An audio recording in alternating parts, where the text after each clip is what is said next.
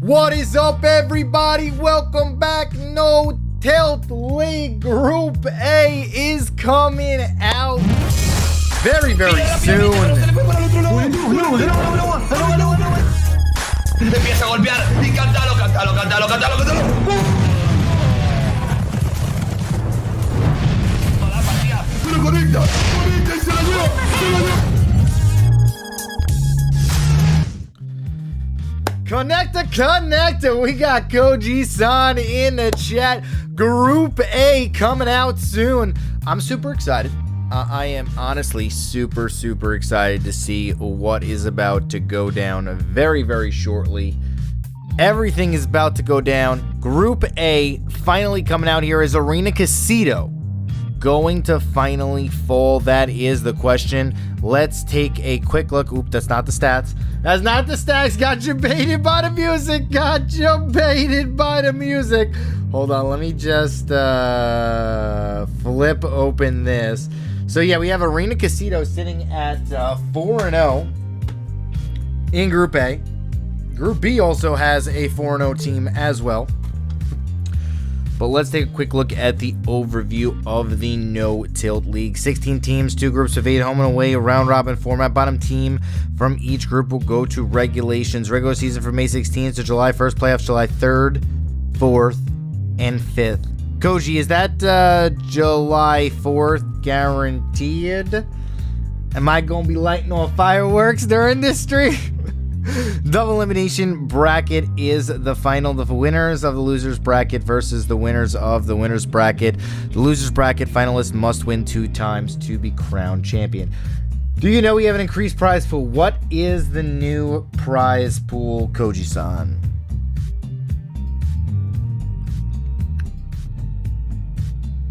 Ooh, increased prize pool. What is this? We got more money. Got more money, more love. Oh, 10K. Ooh. Group A standings: Arena Quesito 4-0, SSG Academy, and Clash 3-1. ZeroZone and Estorm Gaming are sitting at 2-2. Team Samurai and Chivas at 1-3, and OsDeSorte still trying to pick up their first win of the tournament. And by tournament, I mean league.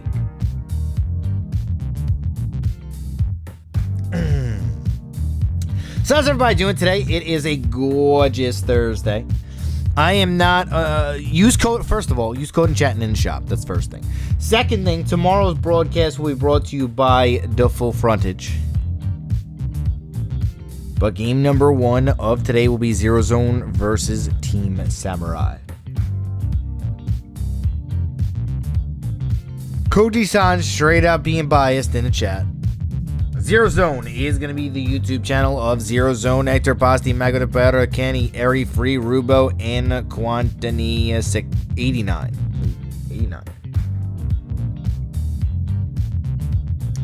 Full Frontage will be tomorrow. Yeah, tomorrow's the 29th, right? Yeah, tomorrow's my birthday.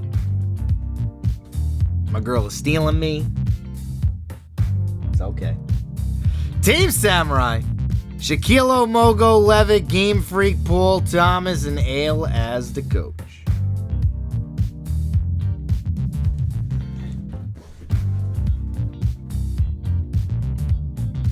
So what do you guys think is going to go down today? You guys think Samurai will win the match? Ooh, yo, my hair is crazy. Yo, look at this. Look at this. I got to get this taken care of, but it's all right. It's all over the place. It's everywhere. The humidity right now is 96% today. It's absolutely insane over here in New York. It's a gloomy day. Tomorrow should be better, though, which is pretty good. The Spanish stream should be up momentarily. Koji-san, is the Spanish stream up? If not, tell me something to say in Spanish for everybody. What's up, Jonathan? How's everybody doing? Who do you think will win the match? Ooh, I don't know. Honestly, I don't know. I don't want to be biased. Team Samurai. I don't want to be biased, and I'm not really ever biased, so, you know, I wouldn't know. Spanish stream, la transmisión en español es live. you know, Spanish stream is up.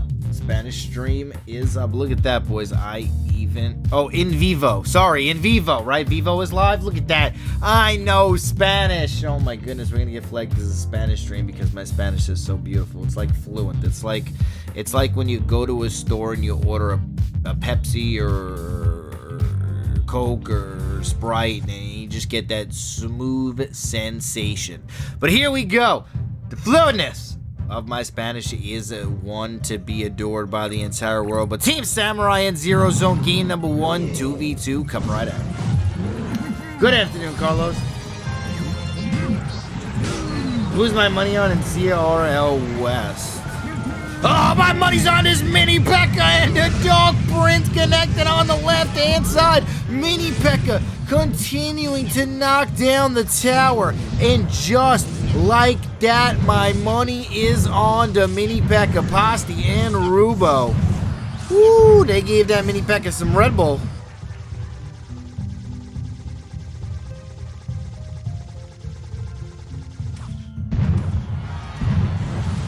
The first time watching the transmission in English, and I like the way he's casting. Ooh, I mean, listen, we have fun. We have fun on the English cast. I'm Mexican, but to be honest, in Chat's casting. Oh, I can't read that out loud.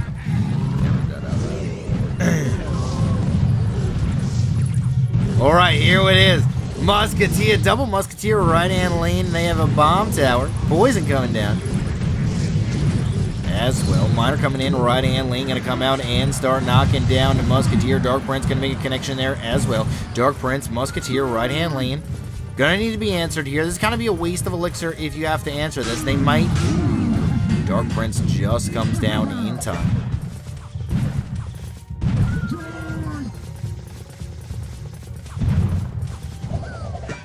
And a flying machine will deal with the rest. Double Musketeers are going to be a very good answer to the aerial assault that Levesque and Paul have. Musketeers are one of the strongest units in the game dealing with air. They are very, very long range, and they do a ton of damage. Graveyard, left-hand side with the Mega Knight. Mini P.E.K.K.A. that tower's just going to fall. But they are going with the home run swing right-hand side. Here is the Lumberjack. Oh my goodness, the Lumberjack just said, I do not care. Inferno Dragon, I'm sorry, raged up here. Trying to get the tower down. Giant Snowball not going to hit the bats. Musketeer going to get taken out. It looks like this is a tower for tower. Very, very good trade here for Levick and Paul. Inferno Dragon onto the tower as well. Flying Machine getting a lot of value in the back end. Dark Prince just trying to defend everything. Flying Machine will fall to the Baby Dragon here, so that is very, very unfortunate. 1882 left onto the right-hand side. Mega Knight, boom, shakalaka, right-hand side. Inferno Dragon going to make a quick alert, go to boom, shakalaka. Oh, to freeze! Giant Snowball coming down as well as the Royal Delivery is going to clear out the rest. Bang! As the tower gets absolutely plundered by the Mega Knight. 954 is left onto the tower. Here comes the push, though. This is going to be a ginormous, monumental push on this left-hand side tower here and the King Tower. Going to be shut down. Very, very good defense from Pasti and Rubo, and Levick and Paul now kind of in a lot of trouble. That was their chance to try to get back into the game. Musketeer right-hand side going to clear out this Baby Dragon bomb tower, as well as they're going to slowly cycle. Not a very good Goblin Cage, as it's going to get knocked around by the Musketeer all the way in the other side of the arena. Graveyard coming down as well. Freeze probably will be played here. Opting not to use a freeze as a Graveyard was on defense. Wouldn't have gotten any value whatsoever. Flying Machine right-hand side. Log is going to clear out the Goblin Brawler. 870 remains. Minute and 5 seconds left into the game. Mega Minion. Oh, Mini P.E.K.K.A. Flying Machine and Musketeer. Just too much defense in the anti-air category for Rubo and Pasti. Here comes Dark Prince right-hand lane, but this could be a freeze. Probably going to opt not to. Just going to continue to play defense. Flying Machine, double Musketeers. Look at this. We got the triangle. The hypotenuse was strong. Oh my goodness. You guys are even learning words up in here. You guys are even learning what a hypotenuse is. Musketeer. Going to clear down the Lumberjack with the Mega Knight. And has 29 seconds are remaining. Graveyard freeze. 22 seconds left. Let's see if this is going to be able to connect. Bomb Tower, Mini P.E.K.K.A, right-hand lane just to clear out everything. Musketeer and Flying Machine. This is one of the strongest anti-air decks I have ever seen in 2v2 versus a Lava Hound deck. Unfortunately for Levick and Paul, they were just never able to get the value that they needed. We're going to go into the tiebreaker right here. Pasti and Rubo going to clear out that right-hand side tower. Well played right there from ZeroZone, picking up game number 1 in the 2v2. So a pretty good game right here in the 2v2. Was very, very close. And the Battle Healer is banned. I'm not sure if ZeroZone was the team that got destroyed by the Battle Healer, but one game yesterday, the Battle Healer literally was played at the bridge back-to-back games, and it was black 3 crowns in like 30 seconds. It was absolutely insane.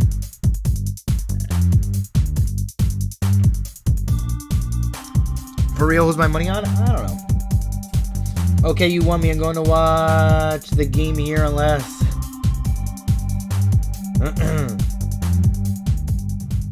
I knew what a hypotenuse is. Yeah, okay. Oh, did I say hypotenuse 2 days ago?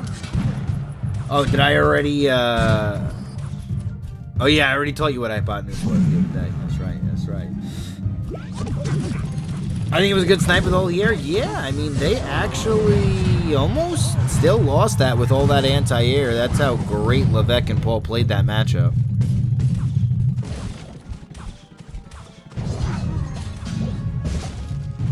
Two days ago was Group A, which is this group.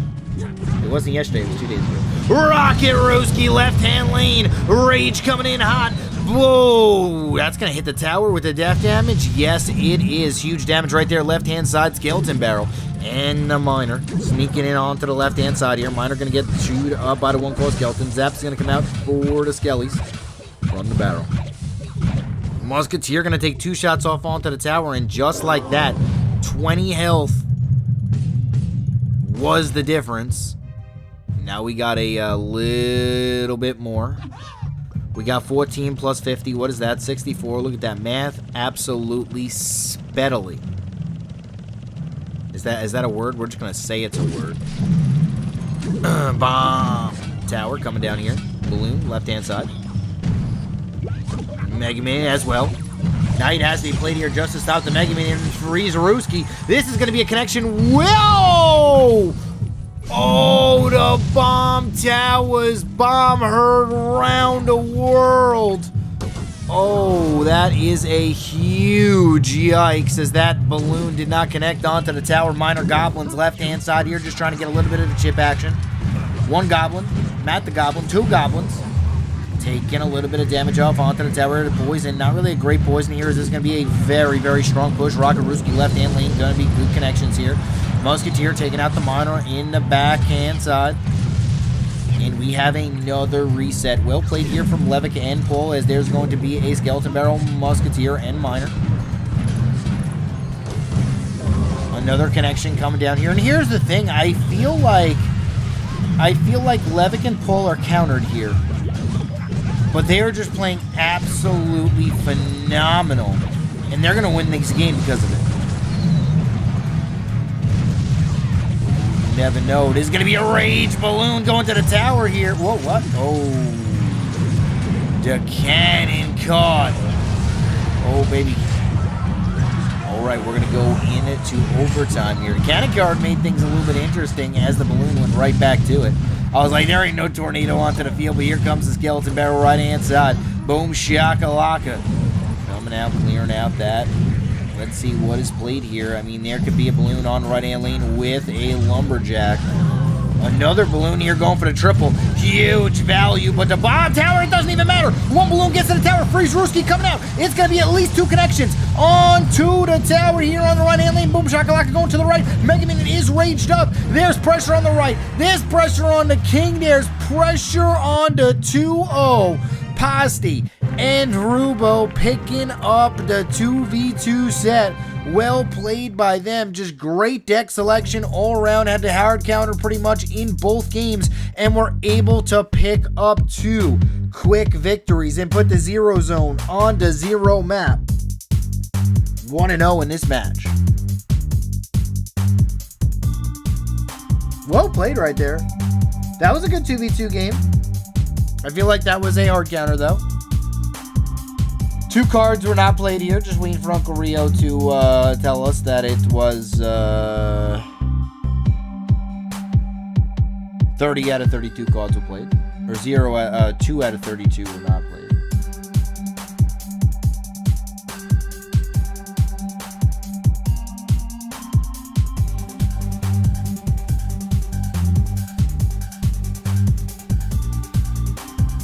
So, what match is everybody excited for today?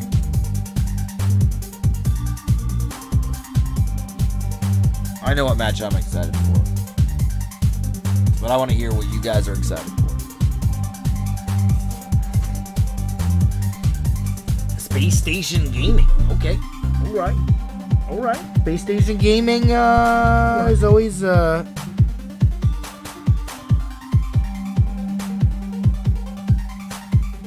is always good.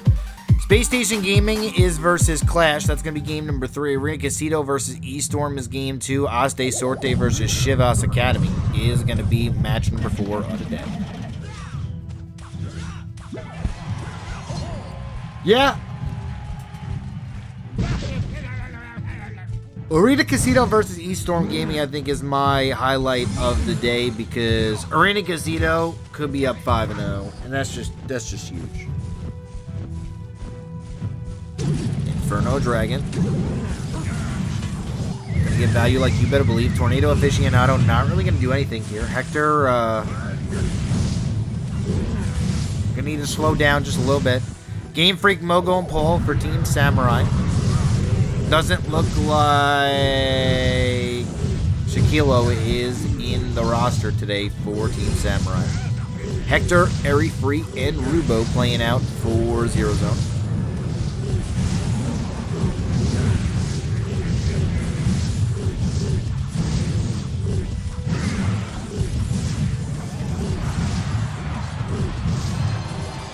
Graveyard right-hand lane. Baby Dragon not going to be able to take the aggro, but now it will. No, it won't.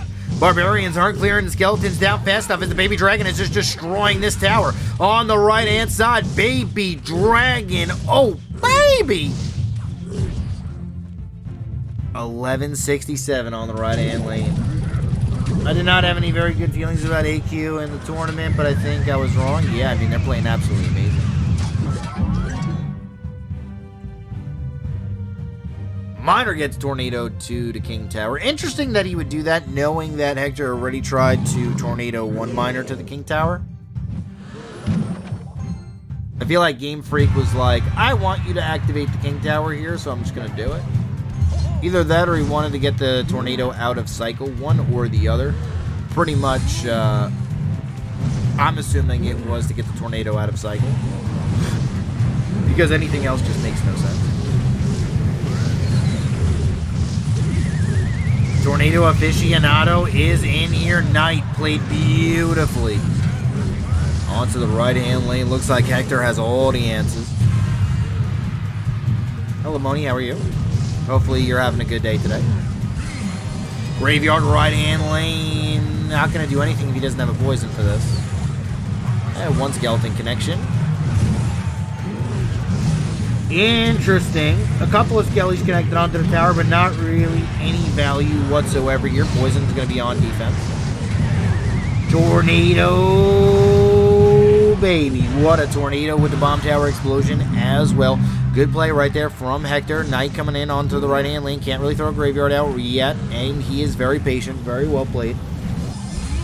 Ice Wizard is going to come down, taking out the Inferno Dragon, and just like that, graveyard naked, right-hand lane with the Barbaro. Barbar's going to not be able to connect to the tower, but it doesn't even matter. Poison on those Barbarians. Skeletons are getting to the tower. One more poison will end the game.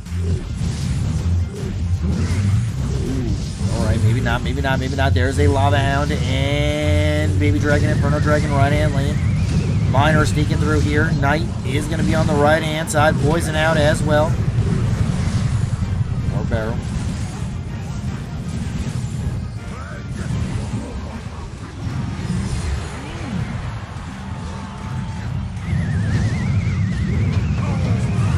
Poison will end the game. Well played right there from Hector as he is picking up the first game in the King of the Hill. And ZeroZone is coming out super strong in this matchup.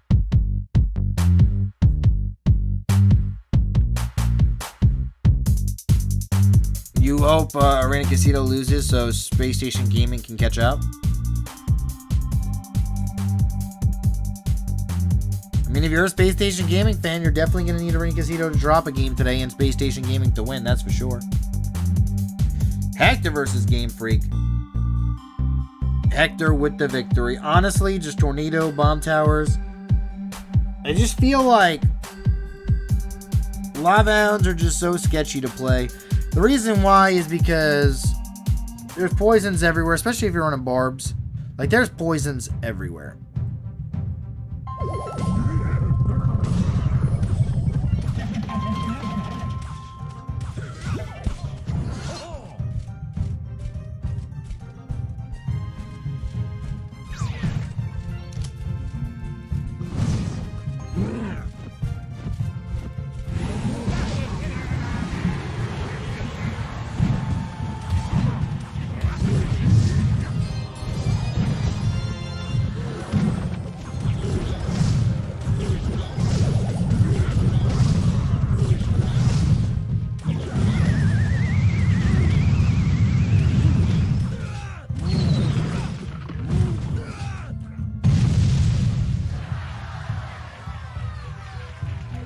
All right, Barbarian left-hand side here, trying to get a little bit of value.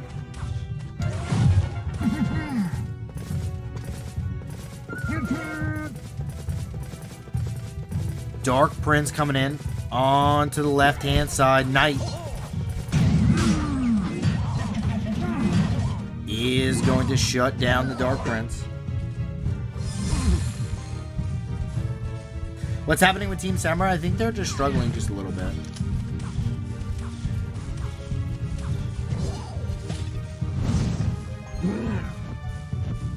I literally just dropped my phone. And like, so I dropped my phone in ketchup. So I had to run to my kitchen to like get a, because obviously I think everybody heard that, the ringing. So I like, I went to like shut off the ring. And I dropped it in ketchup, so I had to run and get like a paper towel and like slowly like try to like get it off because like the port where you charge was like soaked with ketchup. I was like, oh my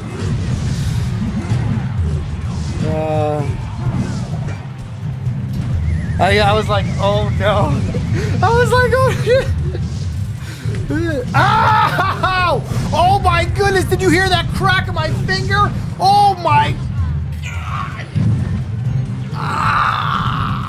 That hurt a lot. Alright, we're okay though. Everything is fine. Everything is fine. Ice Wizard clearing out everything on the left hand side. I don't think I cracked anything. I don't think I broke anything. Oh, that's gonna be red. Oh, I'll show you guys after this game is over. Oh man, this is gonna blow up. But it's alright. There is a bar barrel onto the right hand lane here. Baby Dragon trying to get value as well.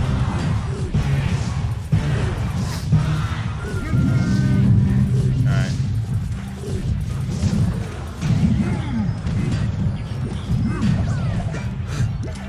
867 life onto the right hand side.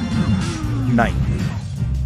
Dude, this is bad right now. There's a lot of things going on this stream. Getting calls, getting my finger broken. Yo, it better not break. My birthday's tomorrow. I can't be affording that. All right, Poison on defense on the left-hand side. Bomb Tower. Oh, baby, there's another Giant on the right-hand lane with a Musketeer. This is the best deck in the game, in my opinion. Mogo is running. The reason why is because I run it, and anything that I run is law. Code and chatting in the shop. Musketeer, right-hand side, just trying to clear out this Baby Dragon Dark Prince. Not going to get much value whatsoever. 463 on the left-hand side, 867 on the top right for Hector. Hector trying to make a play here, right graveyard. Coming in right-hand lane, Night Witch getting value like you better believe here. No poison down for Hector. Interesting defense, didn't really need that Giant Snowball. Musketeer down right-hand side. Now that he doesn't have a giant snowball, he can't really pressure too hard. Here comes Graveyard left-hand side, just trying to end the game with a Dark Prince. Poison on defense coming out here. Skeletons getting a couple of shots off. But it's just not going to be enough. Night Witch trying to clear out everything onto the right-hand lane. Tornado Aficionado coming down as well. Whoa, good defense here. One skeleton. Oh, baby dragon light up as the baby dragon gets to the tower. Hector taking the game, and he is one win away from the ZeroZone, clean sweeping Team Samurai. Hector playing absolutely out of his mind.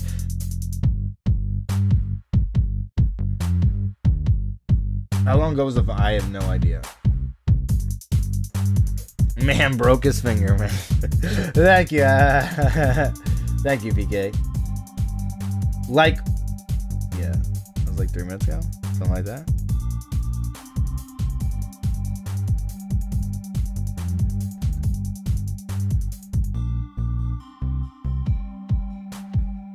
Oof. GG. 0 out of 16 cards were not played. I don't know. Wash the hands. Is that a thing with the No Tilt League? I don't know. GG. Is that like an inside joke that you guys have here in the No Tilt GG or in the No Tilt League?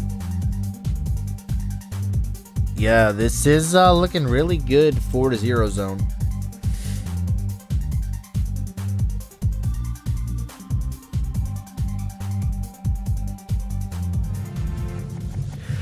Hector versus Paul. Baby Dragon left-hand side. Goblin Cage. No, I know the GG. Oh, yeah, but I don't know is... I'm wondering what the I don't know is. I know what the emote is. I just don't know why they say I don't know in front of it. Can Hector? I think this might be the... if Hector wins this, I think this is the first 5-0 sweep ever recorded in No Tilt League history. Only had 4 days.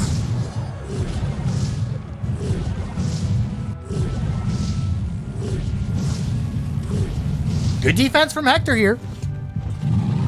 Coda chatting in the shop. You better believe it.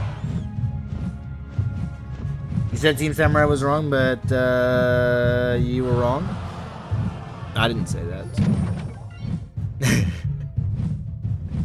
SSG had a 5-0 in day 1? Really? Who has the matchup? Well,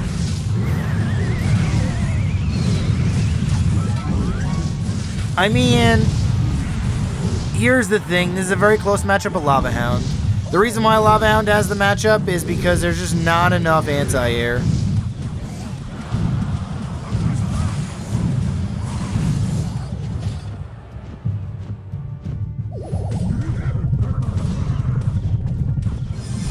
Like, the Graveyard player needed to get that first Graveyard off to win the game. Like, Tornado and Bomb Tower are really, really good and everything. But, like, the Baby Dragon, Ice Wizard just really aren't going to do it. Miner coming in from Hector, getting 2 shots off onto the tower. Infernal Dragon out as well. Bomb Tower's going to full here. Giant Snowball just to get a little bit more value.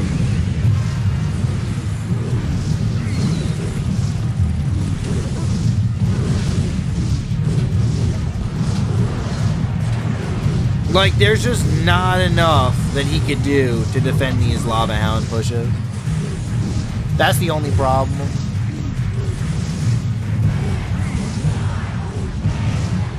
And just like that, Hector and the ZeroZone have clean swept Team Samurai.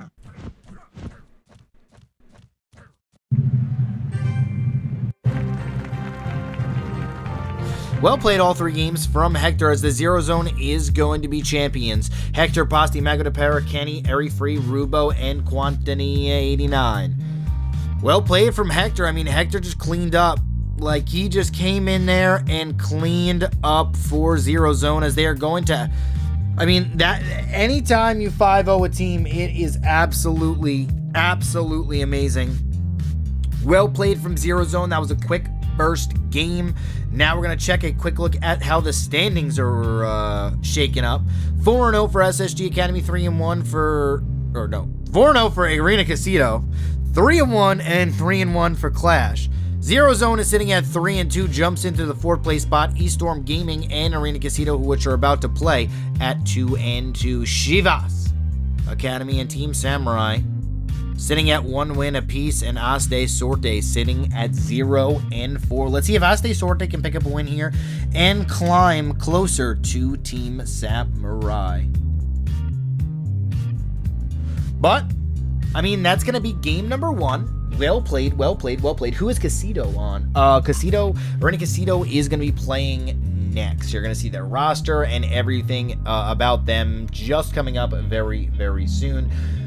Now let's see if Estorm can upset Arena Quesito. Yeah, if Estorm Gaming can upset Arena Quesito, is going to shake up the entire standings, and I kind of want to see that happen just because, you know, teams that are undefeated, they're starting to be Goliaths in the no-tilt league. No team really can win forever. I shouldn't say no team because, you know, you could, in essence, be undefeated throughout the entire thing, but this is Clash Royale. Matchups play a big role and a lot of other factors as well, so if you go undefeated in a game like this or in a league like this, it is really, really strong as far as that is concerned. But that's game number 1. Already match number 1 is over. ZeroZone starting off really, really hot. I mean, 30 minutes into the broadcast and we already are finished with a match. Yesterday it was about an hour and a half in and we were still on match number 1. So quick match here. Normally the matches last an hour, just like Uncle Rio said, and that lasted a half an hour. Yeah, that is the real IL Shihi. What's up, Nick? What's up, Svetlin? I'm going to start next week. I think I'm going to start bringing on players to talk during these games to break it up, give you guys a little bit of extra flavor as well. I think having them on, having the players that are playing in this league on will be a nice little mix-up. But we're going to be back in about 5 minutes, guys. Arena Quesito and Estorm Gaming are going to kick off match number 2.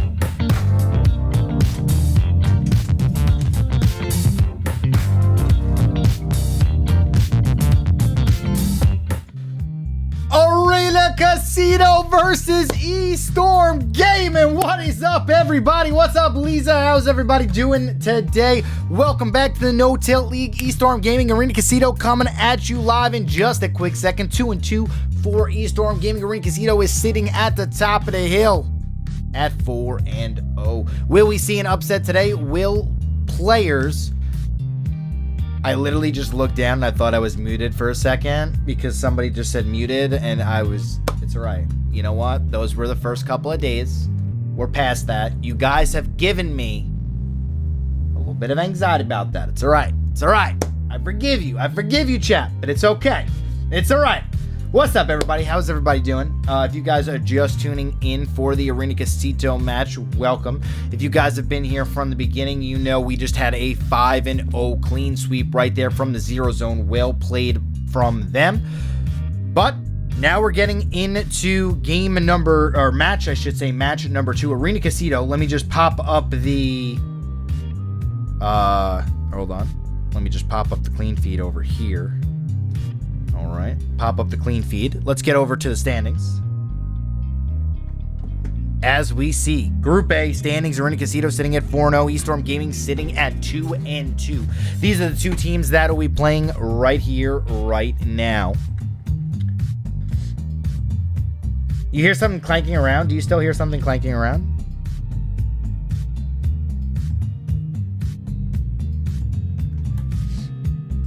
Estorm Gaming, Arena Quesito on No Tilt League, presented only on YouTube Gaming.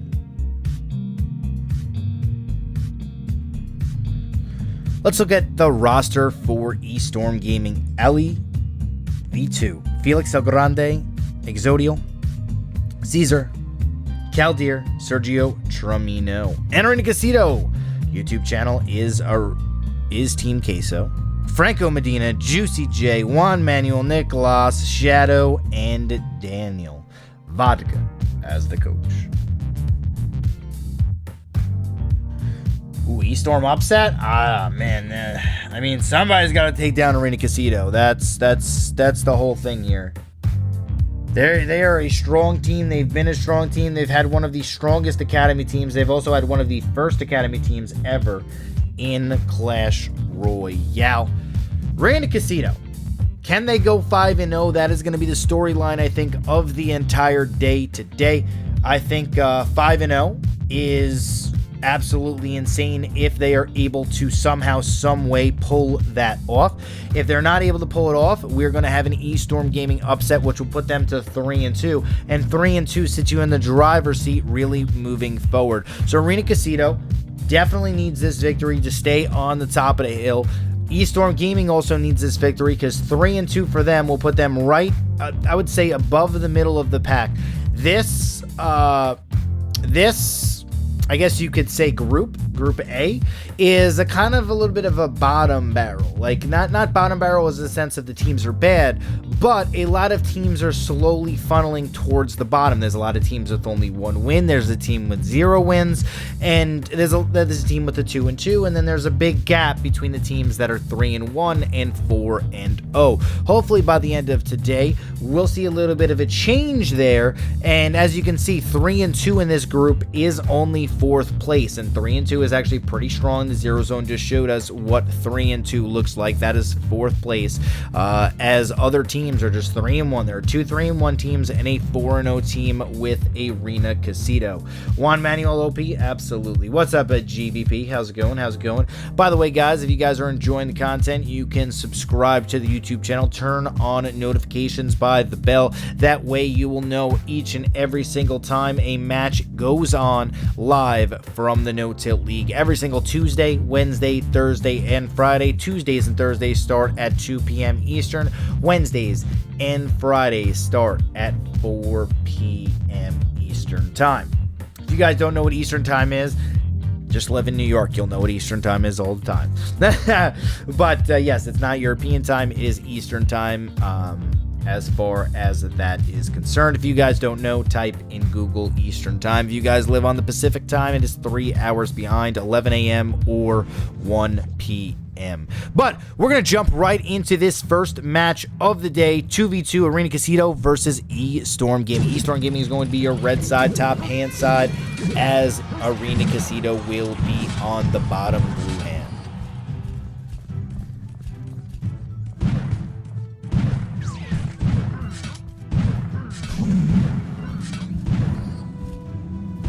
All right, Skeleton Barrel coming on the left. Not really going to get too much value there as a miner sneaks in. As the Dark Prince connects and takes it all the way down. Dark Goblin trying to get a little bit of value here, clearing out all the bats. And we'll get off one dart onto the tower. Bats are going to be good on a defense here. Skeletons do not connect to the tower, but death damage is good. Right hand lane. Mega Knight has to come down and shut down the Prince. E-Wizard slowly moving away onto the right hand side, and we have a reset. This is going to be a slow start to this 2v2.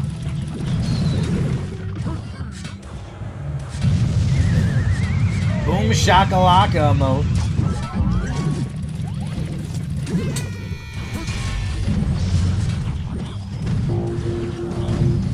Koji, are you there? Did you know, when was the first time you ever said boom shakalaka? Was it in Spain, or did you say it before that?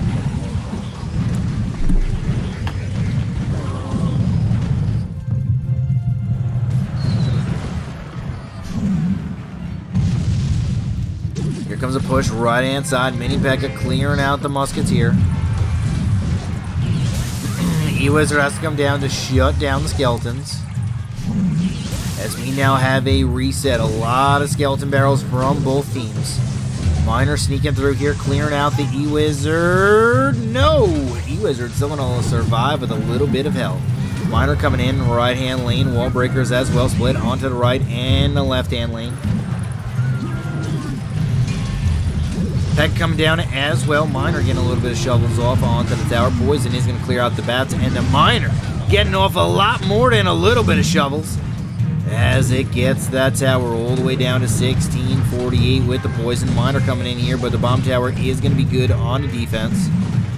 Skeleton Barrel slowly moving to King Tower is activated for Arena Quesito. They are looking very good in this matchup. Rocket Brewski right hand lane. Oh, baby.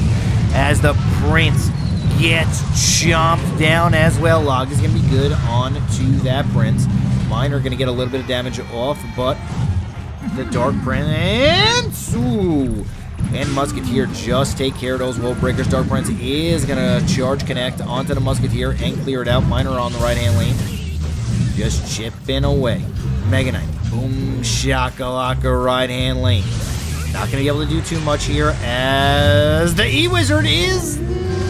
No! It does get cleared out by that last bat shot. Pekka still alive with a lot of health, and this is a huge push. Pekka, Prince, Inferno Dragon, but beautiful.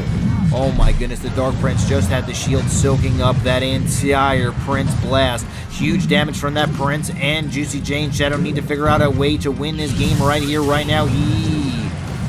Wizard making good value there. Miner coming in on the backhand side. Only going to be able to get off one shovel. Rocket, right hand lane, big value.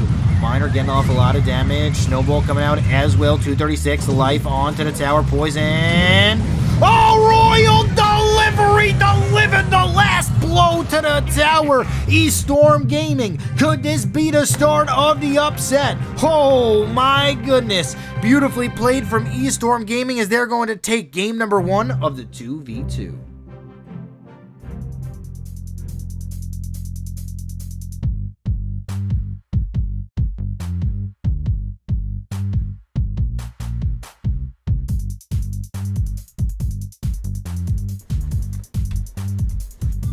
You need to have a YouTube channel as a player to get a star. The more you know. $10,000 prize pool for the No Tilt League. Pretty big. Pretty big.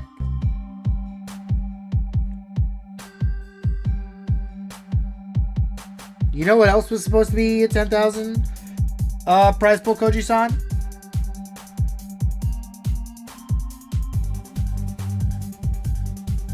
tournament that the U.S. Virgin Islands won. Not going to name the tournament.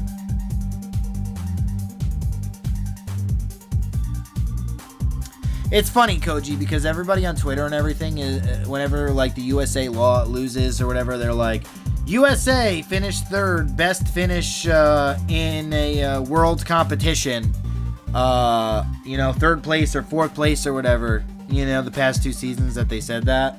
And I'm like, well, the US technically won the first ever world tournament. It's just we didn't go with the US branding. It was the US Virgin Islands because, well, let's put it this way. The USA Team USA got knocked out in like round 1.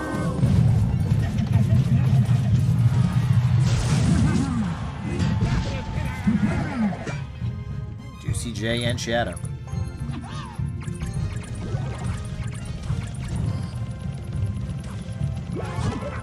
Coming out here in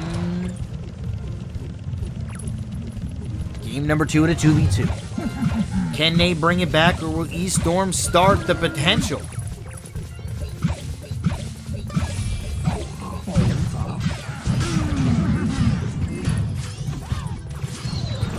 Upset. Mega Man clearing out the Magic Archer.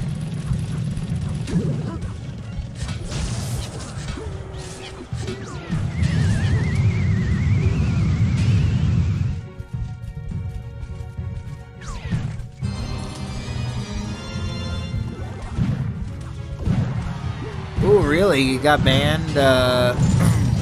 Oh, Freeze Rooski. Gonna get a little bit of damage off on to the tower here. Mega Knight Dark Goblin with the Musketeer. Balloon. Balloon. Balloon. Balloon. Balloon collected onto the tower. Boom, shakalaka, left hand side. We kept on saying balloon, but Juicy J and Shadow kept on saying boom, shakalaka, left hand side. It has the miner coming in onto the left here. That's going to be a tower on the left hand lane. No. Yes, yes, yes, yes. No, yes. Ooh. Look at that. Can we get some F's in the chat for this cast or not? Knowing that that tower still would be alive with 47 life.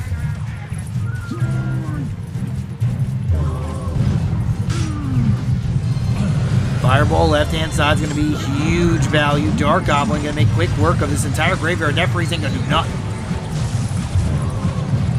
Zap comes out as well. Dark Goblin. Clearing out everything. 19 seconds remaining. Here comes the Miner, Bats, and Balloon. Right-hand lane. Skeleton's going to make quick work of the Mega Minion here. Frazeruski coming out. Bats are going to connect to the tower. This is probably going to be a tower on the left-hand side. Maybe not. Mega Minion Log might be good. Dark Goblin is going to be good as well on the defense, but that Balloon connected twice anyway. That would have probably been GG if it did go into overtime. Ali and Felix El Grande 2-0ing Arena Quesito in the 2v2.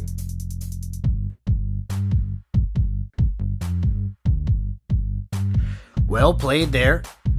2 cards were not played. Waiting for Uncle Rio to tell us.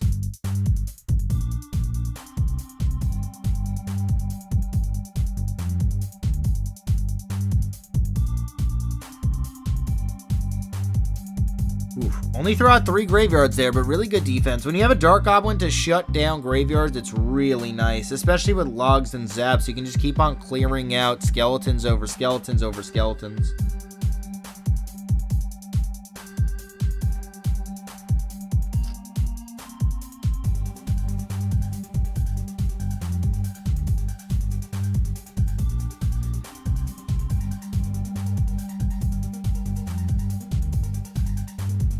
Code and chatting in the shop.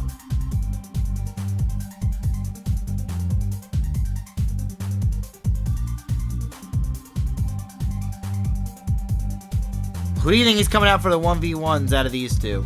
So, pretty much every team needs to have a 4-man roster. And one player from the 2v2 plays in the King of the Hill. What do you think is coming out in the King of the Hill? So if you have 2 players, right, for the 2v2, you can't use both of them in the King of the Hill. You could use one in the King of the Hill and one in the 1v1, though.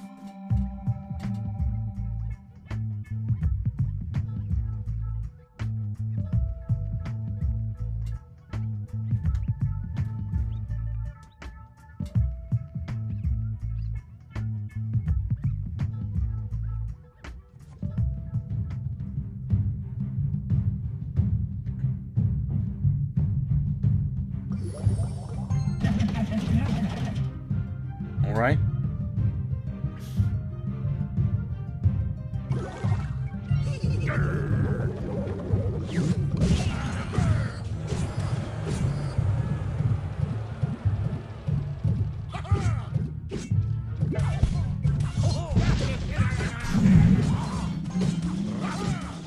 A little bit of damage here, a little bit of damage there. 1v1, King of the Hill. Juan Manuel versus Exodio. Juan Manuel, I believe, played absolutely amazing on Tuesday. Juan Manuel, Shadow, and Franco Medina. Exodio, Ali, and Caldeer is for Estorm Gaming.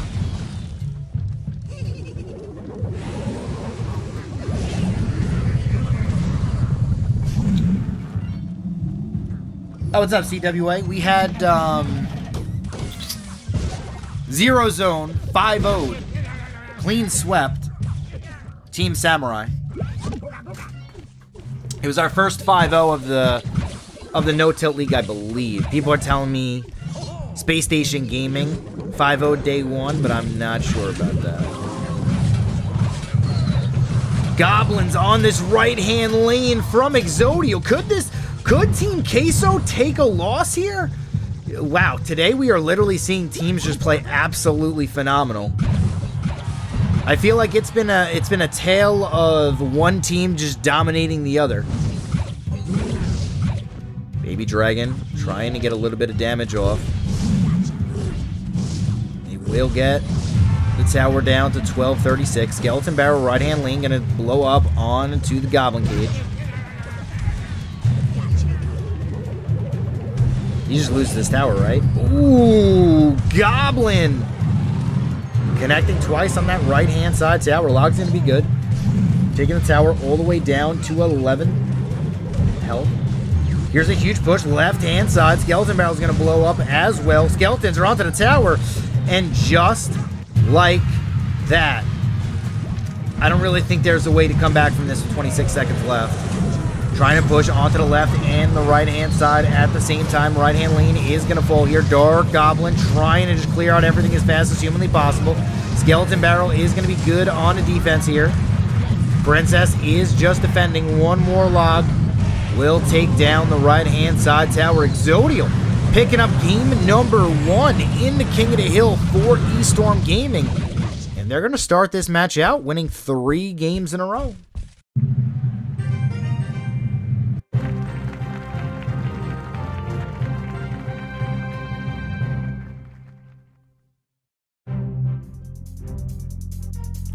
And that is going to be game 1 going to Exodio. Didn't even need to drop down the bomb tower.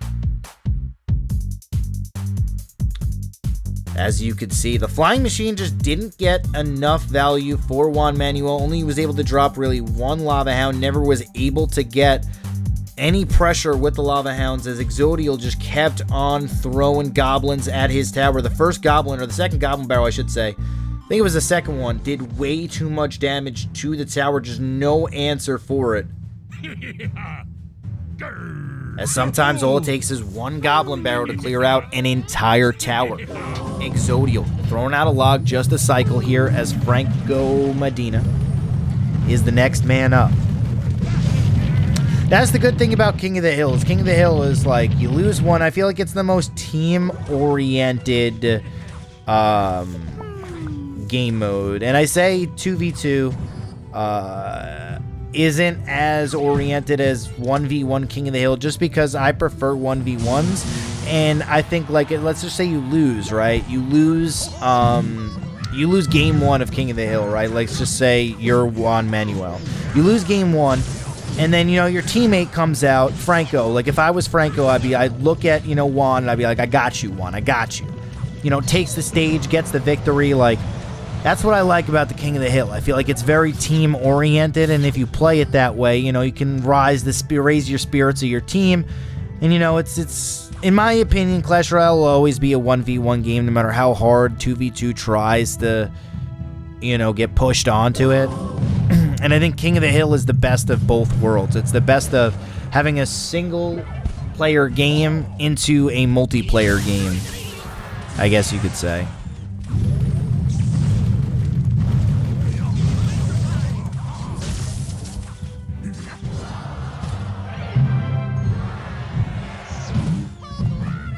All right, Hog Rider coming out left-hand side here, just trying to get more damage onto this tower. RG is played all the way at Narnia. It's slowly moving, though. Good bomb tower placement. One Claw Skeleton still alive. One Larry. Gonna make quick work of the RG. Good play right here from Exodio, but there's going to be another RG possibly cycled pretty quickly here. Log comes in left-hand lane. One Claw Skeletons. Greatly played as they split. Knight is going to be good on the defense as well. Musketeer just clearing out the Lumberjack as well. Can't really afford to drop an RG here. Otherwise, there will be a huge hog push coming at him. Here comes an RG. On the left-hand side, that Earthquake allowed this to happen. Let's see if he can make any magic happen with this Royal Giant. Perfectly played bomb tower once again is going to clear out this Royal Giant with taking 0 damage to his tower. Exodio is playing absolutely phenomenal. Musketeer is going to get taken down by the tower on the left-hand side. Skeletons are just going to be here for fodder as the Lumberjack stays alive. Hog Rider onto the left-hand lane here, trying to get value. Onto the tower, not going to be able to connect here. Beautiful lightning from Franco, as just like that, ooh, wow, that Knight just got down in time. But now Franco Medina in the driver's seat here. One lightning is really all it took. Hog Rider trying to get value. Oh no, he misses the log. Musketeer gets taken out, and just like that, I think that's the game. Bar Barrel, he's just getting out-cycled at this point. Rage is too much. Barbarian not going to be able to connect to the tower. Good defense. Ooh, really good defense right there from Exodio. Very mistakenly played one Claw Skeletons, but it didn't cost him that much. Bomb tower has to be played here. Going to opt to, oh wow, he just gets the bomb tower down in time as the RG does not connect to the tower. He's got to continue to cycle right here. Exodio just trying to get zaps on the tower. Earthquakes on the tower whenever he can just to out-cycle. Musketeer going to get taken down here. Here comes another RG left-hand side. Hog Rider coming out, bomb tower as well. Hog Rider is just trying to stop everything from pushing into his tower, and that's exactly what it does. RG not going to get enough damage onto the tower. It doesn't even get one connection. Knight is going to be good on the defense, but it is taking a ton of damage. Lock comes out, left-hand lane, lightning comes in, and that's going to be GG. Exodio able to take game number 2 here for Estorm as he was able to hold on, able to somehow defend off wave after wave of Franco Medina's pressure, and you got to give it to Exodio on that one. Very well played. The bomb towers were perfectly played all game, being able to shut down RG after RG. Always had enough elixir to play it just in time. Exodio with the 2-9 hog, able to take game number 2. Estorm Gaming now match point away from beating Arena Quesito and getting an upset here. This is going to shake up the standings. If Estorm Gaming takes down Arena Quesito, the entire standings will be shaken. What's up, Nicholas? How's it going, man?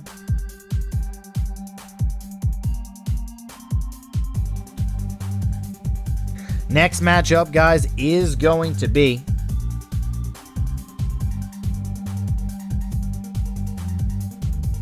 Space Station Gaming versus Clash. Then match 4 will be OsDeSorte versus Chivas.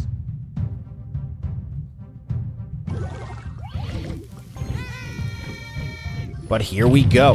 Game number 5. Can Exodio continue the 5-0-5-0 day 5? Oh, wow.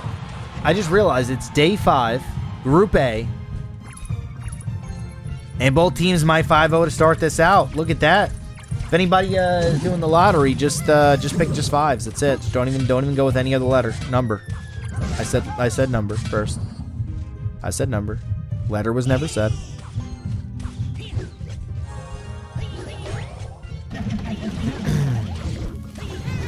Wall breakers, left-hand lane are going to go right into the Goblin Cage. RG with a Goblin Brawler, right-hand lane, a little bit of elixir leaked from Shadow as well. Goblin Brawler just going to kind of just sit here, not really get too much value. RG, is it going to be able to connect to the tower? There it is, one shot from the RG. Every single RG connection will be deadly. As Exodio with the Heal Spirit making good work here. Going to be able to get down to Goblin Cage just in time. Goblin Cage is going to be used to soak the wall breakers pretty much almost every time. Not really another good answer in Exodio's deck. I guess Royal Delivery is the only other answer. Goblin Brawler going to make quick work of the Knight. Got to throw out a delivery. Come down, perfectly played in the time here, Exodio. Playing pretty strong. Miner, right-hand lane. Ooh, Firecracker actually misplayed here. If it was played a little bit to the right, he wouldn't have needed anything, and he would have cleared out all of those bats. And just like that, Shadow is now in a commanding position to win this game. It's going to be very difficult for Exodio to get back into this matchup. He does have a very, very quick cycle RG deck. Let's see if he could have Shadow overcommit on the offense here. That's going to be what it takes. Firecracker getting logged down, but that's okay. She will survive. Miner coming in on the right-hand lane. Another Firecracker played. 2 Firecrackers right-hand side.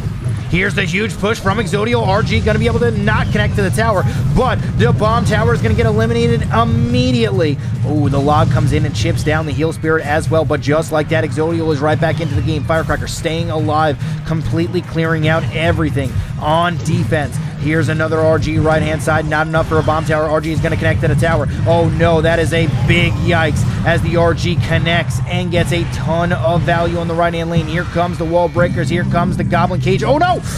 Woo! Royal Delivery just in time. Bats have to clear out this Miner. 447 life to go. Spear Goblins trying to make good value onto the right-hand lane. There can be a bomb tower. Got to play a bomb tower to shut down this RG. Firecracker getting a little bit of value here. Earthquake getting some more value as well. Firecracker staying alive. One call. Skeletons are played high, but they're not going to be able to stop the Miner. Oh no! Pretty big mistake as the Miner is going to get a lot of damage onto the tower, but there is no poison. Can he finish it off? Yes, he can. Was able to hold on, and Exodio is going to 5-0. Arena Quesito. 3-0 in the King of the Hill for Exodio, and 2-0 from Felix and Ali in the 2v2. Estorm Gaming is going to shake up the standings with a dominant performance in day 5 for Group A. Ali, Felix, Exodio, Caesar, Caldeer, Sergio Zarmino, and Sasha is the Estorm Gaming's roster. Guys, what is going on in day 5?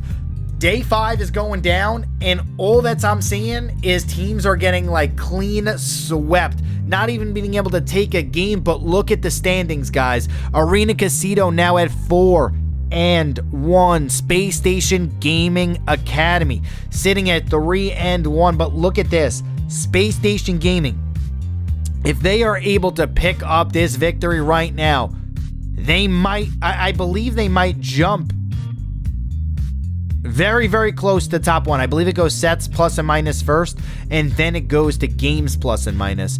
So, I mean, they're not going to be able to jump into first place just quite yet, but they are going to be able to close the gap very quickly if they're able to pick up this win in this next matchup. Next matchup is going to be Space Station Gaming versus Clash Academy. What up, Storm? How's it going, my man? What's up, everybody? Let's just take a quick look at the chat. So many sweeps today. I mean, literally, teams have not gotten one victory. One victory in a set. That is unheard of. Back-to-back as well. Crazy. It's 3:08 right now, and we already have 2 matches done. Yesterday, it was 3:08, and we were still on our first match. Crazy. What up, Martin? How's it going? What's up, everybody in the chat? What's up, Lisa? What's up, Ellie? How's it going, Nick? What up, PK? Wicked. Space Station Gaming's name is awesome. I'm assuming you meant name, not same. You're just rooting for SSG? Think it's going to be a perfect win for Estorm? Well, you were right about that. But we're going to take a quick 5-minute break and then come back with Space Station Gaming versus Clash Academy. See you guys in 5.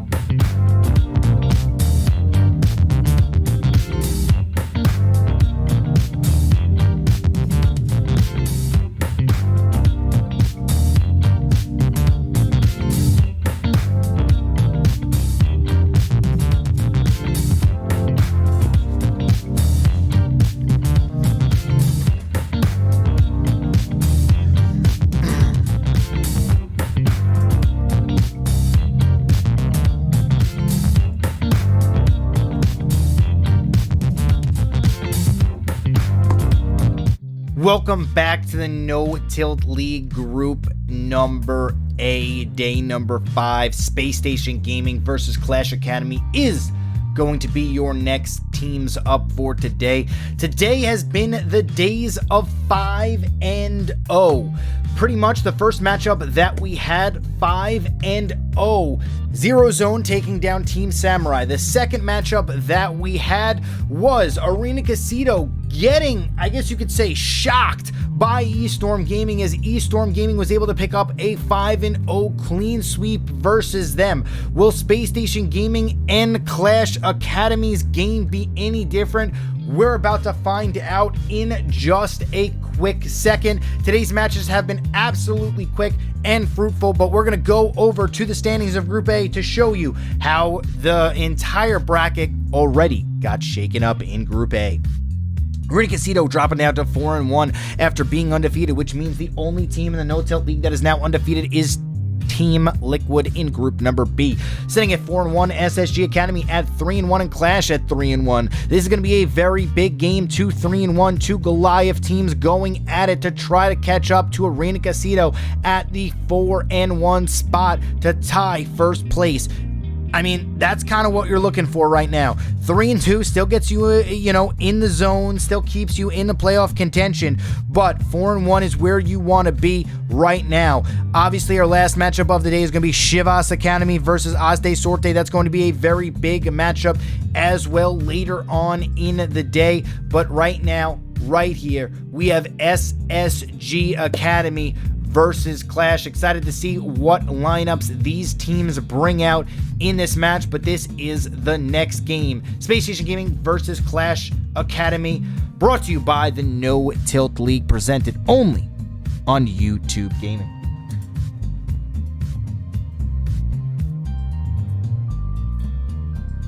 Let's take a look at the roster of Space Station Gaming Academy. YouTube channel is Space Station Gaming.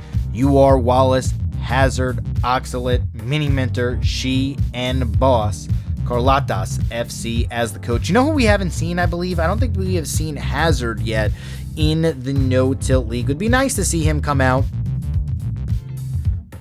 today. Clash is their opposition. YouTube channel is Clash. Ice Avon, Kakashi, Mataya, John 77, and Sergey Pro. Adri 8 as the coach. Clash is an Italian pro team. We're not biased. You're biased.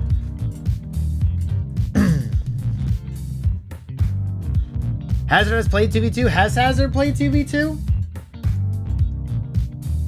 Hazard played 2v2. Was that in like day number 1? Hasn't been in a while. Ice and Matai look the same? Really? I didn't really notice that. But as the teams get ready for the 2v2, so here's how the No Tilt League works. If you are new to No Tilt League, or if you are just tuning in for the first time, there is a 2v2 with bands that go first. Then there is a King of the Hill. You choose one player from your 2v2 and then the other 2 players on your roster. Each roster is a 4-man roster. And then the King of the Hill session goes down. If by any chance it is a 1v1 tie in sets, if let's just say Space Station Gaming wins the 2v2, Clash wins the King of the Hill set, we will then go to a sudden death 1v1 best of 3 with bans again. There's no bans in the King of the Hill to finalize the victor of the match. But here we go. We're going to go into game number 1 of the 2v2. Ice and John 77 versus Mini Minter and She.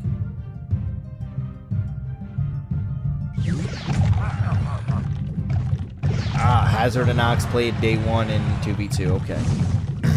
It's been a while. Day 1 felt like it was a month ago. It was only last week. Oh, Magic Archer 1, 2. And the log knocks it back. 2 shots onto the tower from the Magic Archer.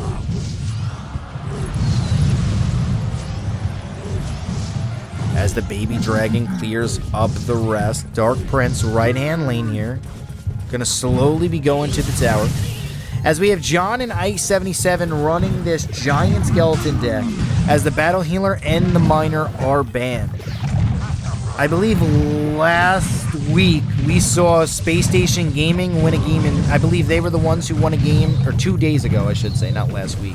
2 days ago, I believe Space Station Gaming won a game in 30 seconds with the Battle Healer. I'm almost positive it was Space Station Gaming. These matches are happening so frequently and so crazily. Mini P.E.K.K.A. Great giant snowball right there from Mini Minter and She to shut that down. Giant Skeleton and Hog Rider on the left-hand lane. Mini P.E.K.K.A. is going to be very, very strong and effective. Freeze coming down, though, for both teams. The Mini P.E.K.K.A. actually changes targets and does not go after the Hog Rider. Hog Rider continuing to smack down the tower. Gets off another shot as well as Ice Baby with the freeze. Gets that Hog Rider to the tower. I guarantee you only one other person knew what I just said, and that's CWA. But that's okay. Hog Rider left-hand side with the Lumberjack. Hog's trying to come in here, connecting once onto the tower. Giant Skeleton and Bats, right-hand lane, Mini P.E.K.K.A. and Musketeer.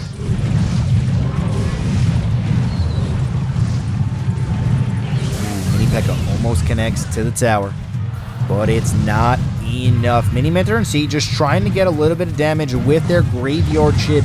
That is going to be their answer to win this game. Ice and John need to get these Hog Riders cycled and get pretty much their freezes on to the tower of the left-hand side. 11:24 still left to go here. Graveyards are going to be very, very good, and once double elixir happens, it pretty much gives the advantage to a graveyard cycle deck. Hog Riders really struggle in double elixir because there's so much defense that can continuously be played over and over and over again to shut down the Hog Rider. As you can see, bomb tower, giant snowball, the freeze comes in. Mini P.E.K.K.A. Oh my goodness. As the Hog Rider with the Rage just connects onto the tower, and She and Mini Minter completely getting out of cycle here, but there is a Graveyard. Poison on defense. Can the Dark Prince get value? No, it cannot is the answer. Hog Rider going to be slowly cycled here onto the left-hand side. Got to get down a bomb tower.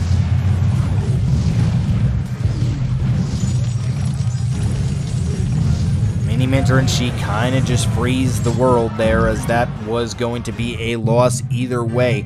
Ice and John 77 picking up a win here into 2v2. And that was just a situation where Mini Minter and She just never were able to get a good graveyard off onto the tower. They just kept on struggling, and John and Ice were just like, we're just going to poison every single time you pretty much play your graveyard. And at the end there, that's just what happened. She and Mini Minter never were able to get value that they needed from the graveyards.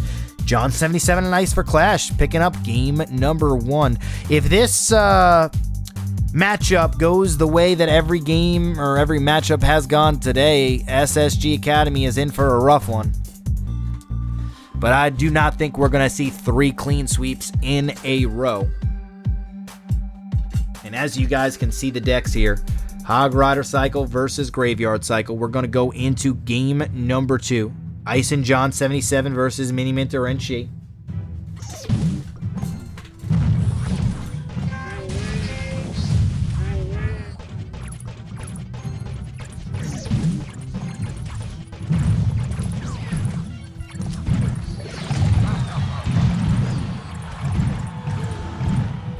This time, Mini Minter and She are running Hog Riders.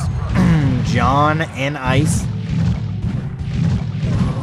might be continuing running Hog Riders as well. We're going to see in just a second what they are going to be throwing out.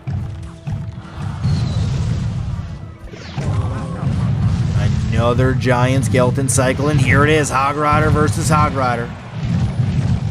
There's going to be a lot of bacon after this matchup is over. Inferno Tower is making quick work of that. Hog Rider is going to get taken out here. And this is going to be who gets that big Hog Rider connection. There's going to be one Hog Rider in this game that's going to get 3 shots off. And I'm going to tell you right now, the first team that gets 3 shots with one Hog Rider will win this match. Mark my words.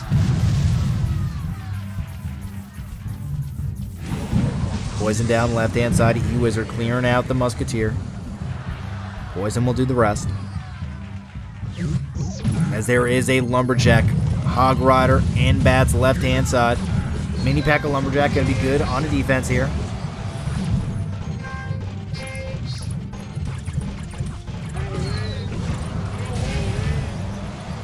As we have, once again, another reset. Elixir's a little bit of an advantage on Space Station Gaming side. As there is a Hog Rider dropped onto the left-hand lane. Musketeer trying to get value onto the Hog. 1, 2. Ooh, that wasn't 3. That wasn't 3, chat. As there's a Giant Skeleton. Double Giant Skeleton left-hand lane. Hog Rider, where you going, man? Where are you going? The block. Oh, my goodness. Playing rugby. Double Giant Skeletons completely blocking the Hog Riders of Ice and John. As there is a huge push now from Ice and John, just trying to get damage onto this tower. Inferno Tower making quick work here. Freeze on the defense. Hog Rider just getting... Oh, not going to be able to connect onto the tower here. Ice and John continuing their hard cycle. Looking like they have Mini Minter out of cycle. Mini Minter and Chi just trying to figure out how to get back into cycle and clear out this tower. Mini P.E.K.K.A. making quick work of these hogs.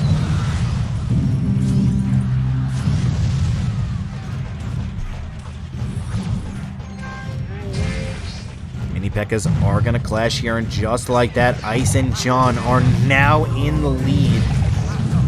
Not really sure why that Giant Skeleton was played so far up there. The Musketeer could have cleared out the Mini P.E.K.K.A. The Giant Skeleton could have been played a lot further back, so the Giant Skeleton wouldn't have taken 2 shots from that Mini P.E.K.K.A. Interesting decision to just throw the Mini P.E.K.K.A. at the bridge, and I feel like this is what happens a lot of times in 2v2.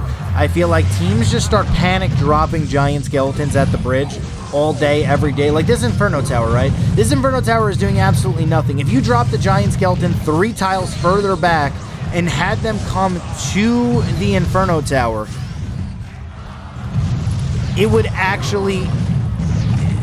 it would do something. And I feel like this is just a miscommunication now, and I feel as we progress in the 2v2, these little, I guess you could say, miscommunications between players will no longer happen as we continue to go week after week in the No-Tilt League. A lot of these teams are still brand new to the 2v2 as teammates, as Mini Minter and Chi are going to pick up the win on this game on the left-hand lane. Well played right there from Space Station Gaming, evening it up in the 2v2.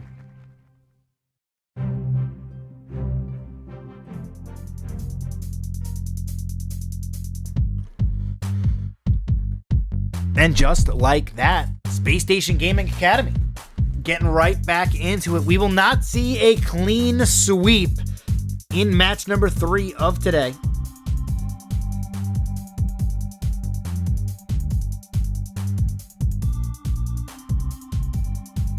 Freeze was never played by Ice in this game. Wasn't even able to use the Ice Baby line. It's alright, it was short-lived. It was short-lived. It was appreciated. Have you ever looked really closely to the Earthquake spell and like seen how the Earthquake is actually, like the spell is actually on a pillar in the middle of everything else that's cracked around it?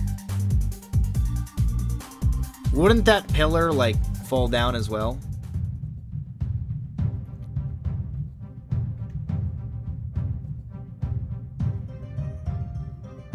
The things you think about in Clash Royale. Firecracker onto the left-hand lane here. Giant Skeleton and RG.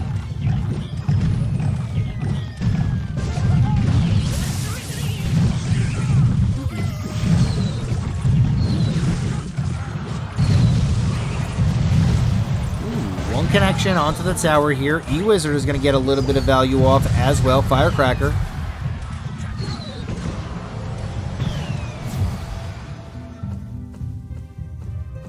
Gonna try to do good work here as well.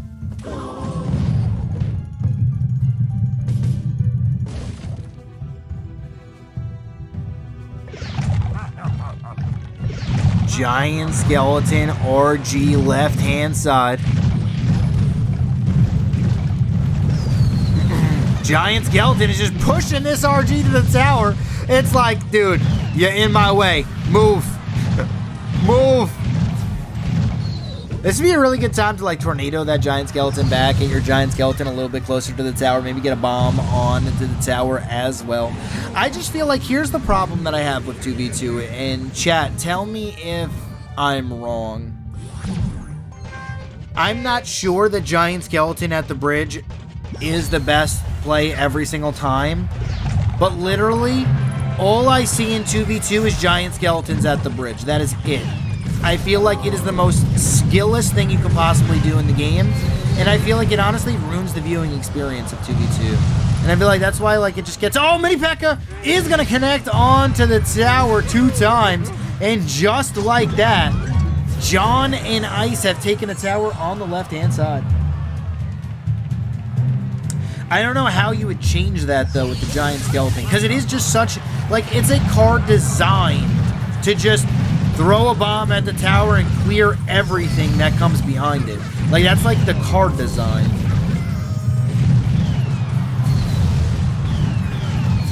Absolutely true, yeah. I don't know how you would even fix it, because here's the thing, it dies there, watch what happens. Boom, both firecrackers dead. Like, it's just such a good play to do that at the bridge. Mini P.E.K.K.A is going to clear out this RG here. Ice and John. Looking very good in this 2v2. And they are going to pick up the game. Clash is going to win the 2v2 with John and Ice. Moving on to the King of the Hill. Well played right there from John and Ice. One Mini P.E.K.K.A completely changed the entire game as it just got to the tower. And whenever a Mini P.E.K.K.A gets to the tower, it is always super deadly. Every single swing of the Mini P.E.K.K.A is just absolutely insane. We have 29 out of 32 cards that were played. Rio, is this the first time that that's happened? Where 3 cards weren't played? I know 4 hasn't been played a couple of times. 2 haven't been played a couple of times. But is this the first time we've seen 3 cards not played? Rio has the stats for us on that.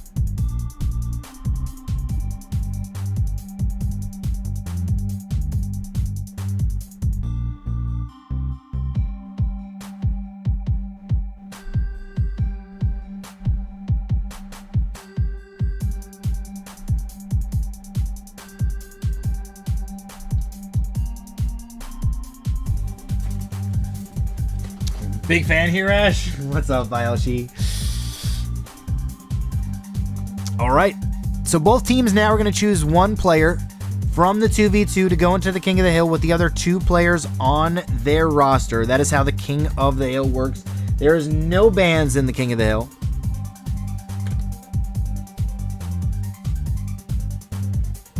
What is your thoughts on the update being moved? The Clash Royale update?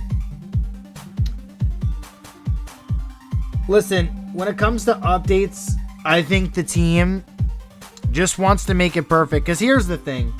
If you make a bad update, and the update is just terrible, it ruins the game, or just breaks the game, like, it's not good for anybody.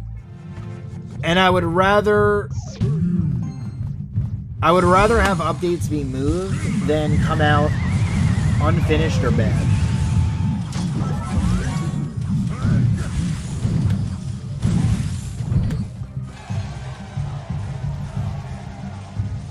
Brawl Stars has monthly updates. Clash is once every 4. Well, here's the thing about Clash. As we see Sergi Pro and Boss come out here, Clash Royale has so many cards. Do you understand how hard it is to balance something when there's as many cards as there is in Clash Royale? Like, anytime you tweak one card, you change the entire game. And that's the difference. Like Brawl Stars, if you make a brawler overpowered or broken, like, you can't really make it that broken, that overpowered, because the player also has control over that brawler. So it's a little bit different.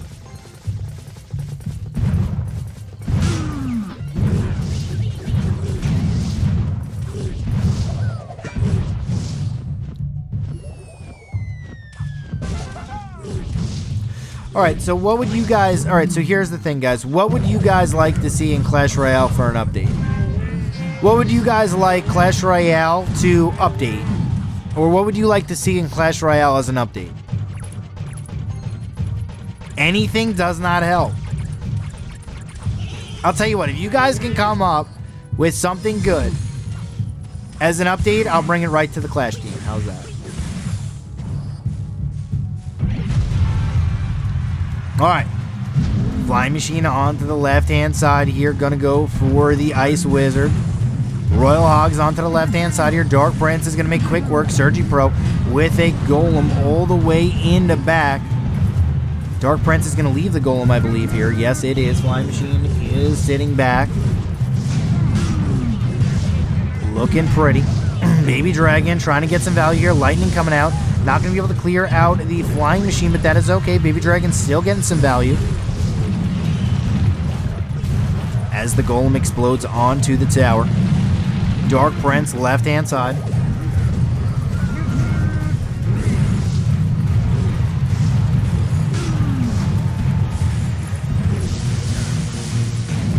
Dark Prince almost is able to connect to the tower there with that lightning. Sergi Pro is abandoning the Golem play so far. Boss trying to hang on here for Space Station Gaming. Boss, Oxlade, and Mini Minter for Space Station. Sergi Pro, Mattia, and John 77 for Clash. This is going to be a really valuable... Ooh, the Ice Wizard is just getting so much value here. Great Tornado as well. Mini P.E.K.K.A. Shutting down everything on defense. Royal Delivery is going to be good. The Royal Delivery just does way too much damage. Heal Spirit going to make quick work of defense of Sergi Pro. Sergi Pro. Get Royal Delivery down, but this is a huge push left-hand side. Heal Spirit coming out just to try to heal. Earthquake as well. Boss coming in hot here. As 195 is left on to the tower. Once again, Boss just trying to cycle. Royal Delivery coming down. And this is my big problem with Clash Royale right now, is it's just a very defensive-oriented game, I feel. I feel like you could just slowly get chip damage and Earthquake or poison somebody out. And that is that. Boss going to pick up game number 1 for Space Station Gaming. Space Station Gaming needs to win the King of the Hill to push it to the 1v1, and that is a great start, as Boss was able to win the matchup. Royal Delivery is just so good on defense with the Goblin Cage. I'm not really sure how this is a 58-42 matchup. I mean, I guess the sample size is really, really small. I would say Boss has the matchup just because how is a Golem ever really supposed to be able to get any value? You have the Flying Machine, like, you have the Goblin Cage, and then the Royal Delivery to just clear out all of the back-end troops. Well played from Boss, as we're going to be moving on to game number 2 at King of the Hill. All right, let's look at your things. We need another trophy road, similar to how COC got a whole new base. All right. I mean, that's not a bad idea. It's just how would they implement a new trophy road? Yeah, I feel like they definitely... So, I feel like past Royale definitely could use a little bit of an update, but I don't know how you would really update it. You know, that's the thing. Because the problem with Clash Royale... Well, it's not a problem. But the difference between Clash Royale and other games is Brawl Stars, you know, has skins and everything. So, Clash of Clans has so many buildings, troops, like Elixir, Dark Elixir. Like, there's, like, so many different varieties in that. As we see Boss taking down a tower onto the right-hand side. Mega Knight and Bandit taking down this tower on the left. Just a standard tower trade here to start out game number 2. This actually favors, I believe, I want to say Boss, but at the same time, I mean, the Mega Knight's going to be big for the Barbarians.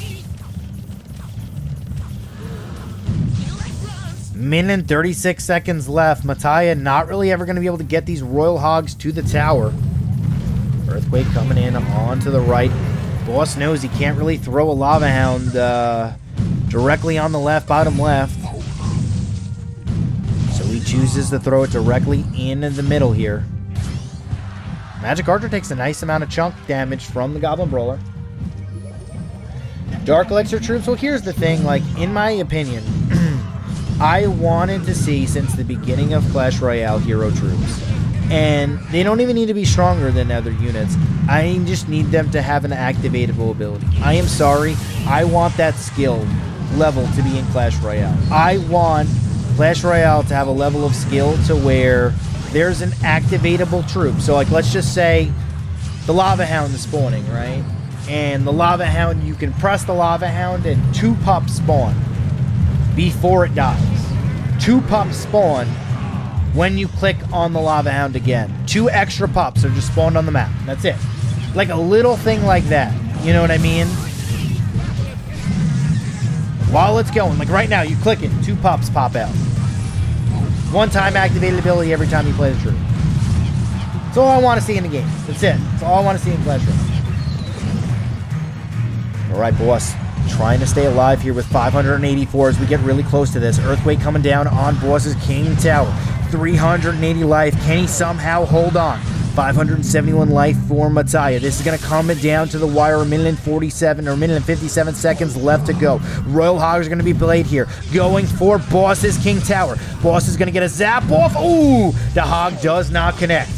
Boss. Boom, Shakalaka, Mega Knight is going to come down. How is Boss going to be able to defend this? He does have the Fireball. The Goblin Cage is going to come down as well. The Earthquake is here. Is Boss unfortunately not going to be able to hold on to this game? Mattia is going to take it home, and that's just a difference. The Royal Hog cycle with the Piglets were just too much. Every time he tried to play the Barbarians, they just never got that much value. As that first connection, I honestly believe Boss losing that first tower was very crucial in this matchup. That tower trade to start out the game, perfectly played from Mattia, is going to win game number 2 to King of the Hill. And he is going to stay on. All right, let's take a look at everything in the chat. What are you guys saying? What about two... Ooh, let me scroll up. Wow, you guys are really... What are you guys saying? What about 2 spell dedicated holders? So you have 10 cards, but only 2 for just spells. That's just completely changing the entire fundamentals of the game. A Dark Elixir Troop update. To be honest with you, Dark Elixir Troop update would be cool. You'd have, but you need to have a second bar for Dark Elixir. And you need to have a 10 card deck. That's the only way I see Dark Elixir working out. But it would have to be a completely different game mode because it completely changes the game. And that's the thing, like, this is why Clash Royale has been such a great game for so long. Like, everybody wants to see these changes implemented, but the reason why Clash Royale has been a top game for 4 years now, which is unprecedented almost, is because of the simplicity of the game. Like, anybody can pick up Clash Royale and play it and understand it. You play troops, you try to kill towers. If you try to add, Dark Elixir as well, you just add another layer of complexity to the game.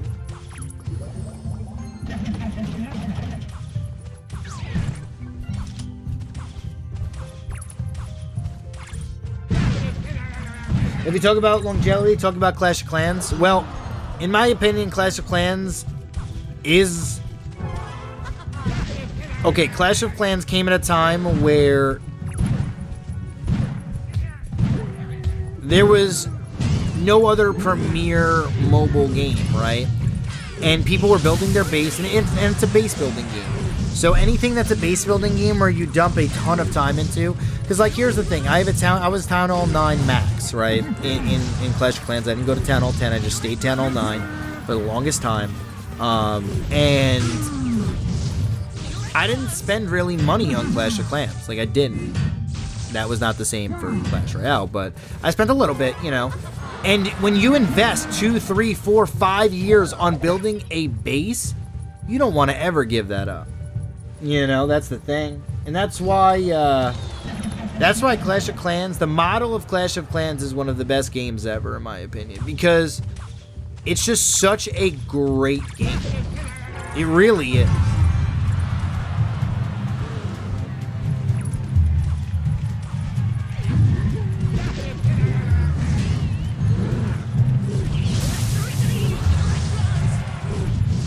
Play Clash of Clans for 6 years and enjoy it? Yeah. Like, here's the thing. Like, I played Clash Royale since it came out, and, you know, we still play every day. Every day I at least play 1 game or 2 games or 3 games of Clash Royale. Sometimes more, depending on how many times,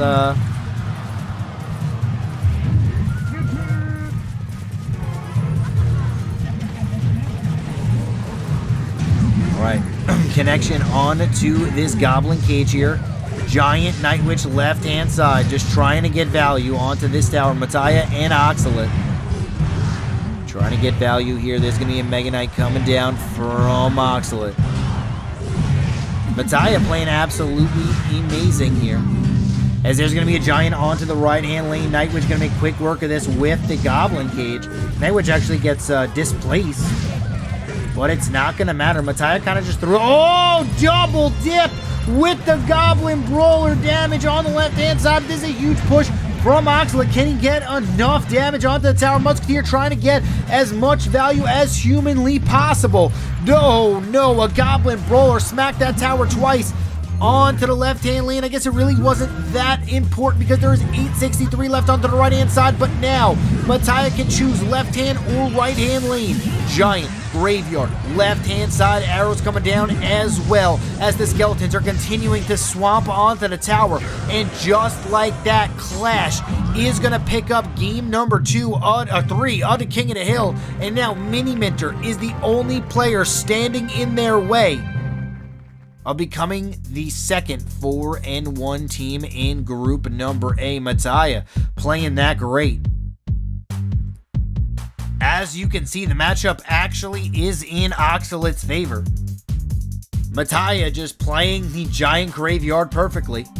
And that's the thing, like, you see how the Giant, you see how the matchup, right, was such in favor of Oxalate. It is pretty much that is a counter deck to Mattia's deck, but here's the thing. That Giant Graveyard deck that Mattia is playing has been around for a little bit now, and a lot of people have a lot of practice on it, and it just goes to show you comfortability on a deck is just as, if not more important than a counter deck. And chatting, as the leader of your clan, you sign in, but I don't play. What do you mean? I played like 5 games today, Storm. You know that.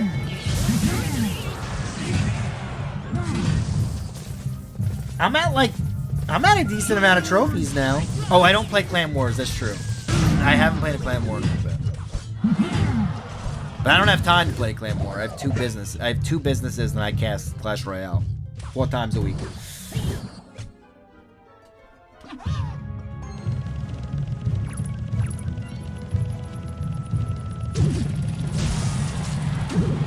Miner coming in onto the right-hand lane with wall breakers. Bada bing, bada boom! Mini Minter has to be lagging. I don't know what just happened right there. Not really sure what just happened. Mini Minter throwing down a Giant all the way in the back. Bomb tower is going to come out for Mattia, and if Mattia wins this game, it could be because he just got a double connection and a wasted fireball for Mini Minter.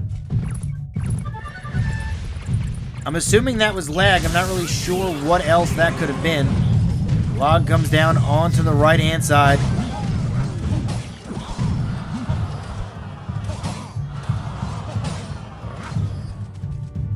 other than getting greedy. Miner coming in onto the back. Double wall breakers! Woo! Mataya throwing out these magical breakers. I don't know about you guys, but when I play wall breakers, they never connect. Miner is going to be played on a defense here. E-Wizard down as well, just a little bit too far down. As the bats don't clear it out all the way. Lock comes in, right-hand lane. Here comes the Miner, getting a little bit of chip damage off. Oh no, Dark Prince! That was a lot of elixir used for the wall breakers. 664 left onto the right-hand side tower for Miniminter. Not looking too good. Let's see if he can pull out a miracle with a giant double Prince. Giant double Prince coming out here. Miner getting a little bit of value. E-Wizard gonna shut down the Miner as another bomb tower is played. Bats are gonna be on a defense as well. Royal Delivery coming out. And I feel like you really can't do the decks like Miniminter's running just because Royal Delivery is in the game. Royal Delivery is just one of those cards, in my opinion, that is the most broken best card in the game. What do you guys think about Royal Delivery? Do you think it's broken or do you think it's balanced? Miner coming in just to take care of this bomb tower. Double Prince is onto the right-hand lane. Royal Delivery coming out a little bit too late here. Giant trying to connect onto the right-hand side tower, but just like that, there is some life in Miniminter. Here comes the Miner, right-hand lane. Got to get down to Dark Prince and an E-Wizard. Dark Prince clears out the wall breakers. E-Wizard takes care of the Miner. Giant coming out right-hand lane with an E-Wizard behind it. Miner sneaking in onto the right-hand lane. Knight not going to be able to shut down that Miner. E-Wizard gonna be going for the bomb tower. Only 10-11 left onto the right-hand side. Miniminter takes a full Knight to the face on the left. Here comes the Miner and double wall breakers. Left-hand lane. Miniminter does not have it. Oh, no!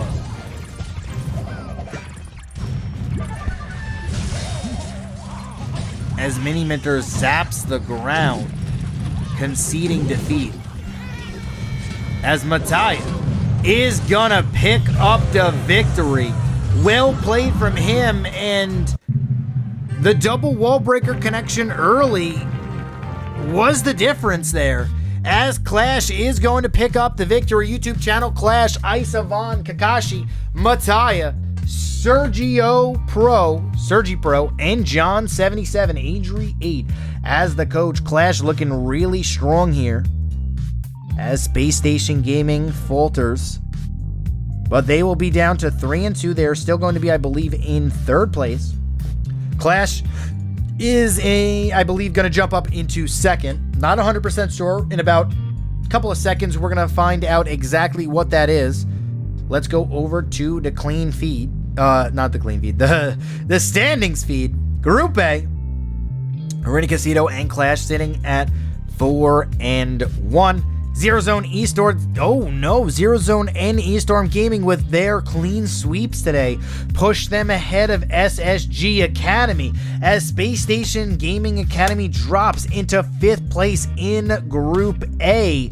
That is a big win for Clash and completely shook up the entire standings. ZeroZone and Estorm Gaming, both of their 5-0s completely changed the entire standings of Group A. Arena Quesito could have afforded that 5-0 from Estorm Gaming, but Space Station Gaming dropping both those sets is going to be a little bit of ground to make up for next week. Chivas Academy and OsDeSorte 1-3-0-4, needing to pick up wins in the No Tilt League. They're going to be our last matchup of the day. Let's see what happens there. OsDeSorte going to get out of the gutter at 0-4, or will they stay down there? That's going to be the question that we are going to find out in just a quick second. Chivas Academy looking to pick up their second win of the No Tilt League. Let's see what happens, guys. I don't know what's happening, but I want to root for the underdogs right here. I want to root for the team that's 0-4, struggling. I want to root for OsDeSorte to get out of the gutter, get to 1-4. Both these teams are struggling, but OsDeSorte just needs to get a win underneath the belt. then slowly get back into the no-tail league. If you start getting into an 0-4 and 0-5 hole, it might be too much to get out of. But guys, that is going to conclude match number 3 of the no-tail league Group A, Day 5. The next match up will be OsDeSorte versus Chivas Academy, coming out in 5 minutes.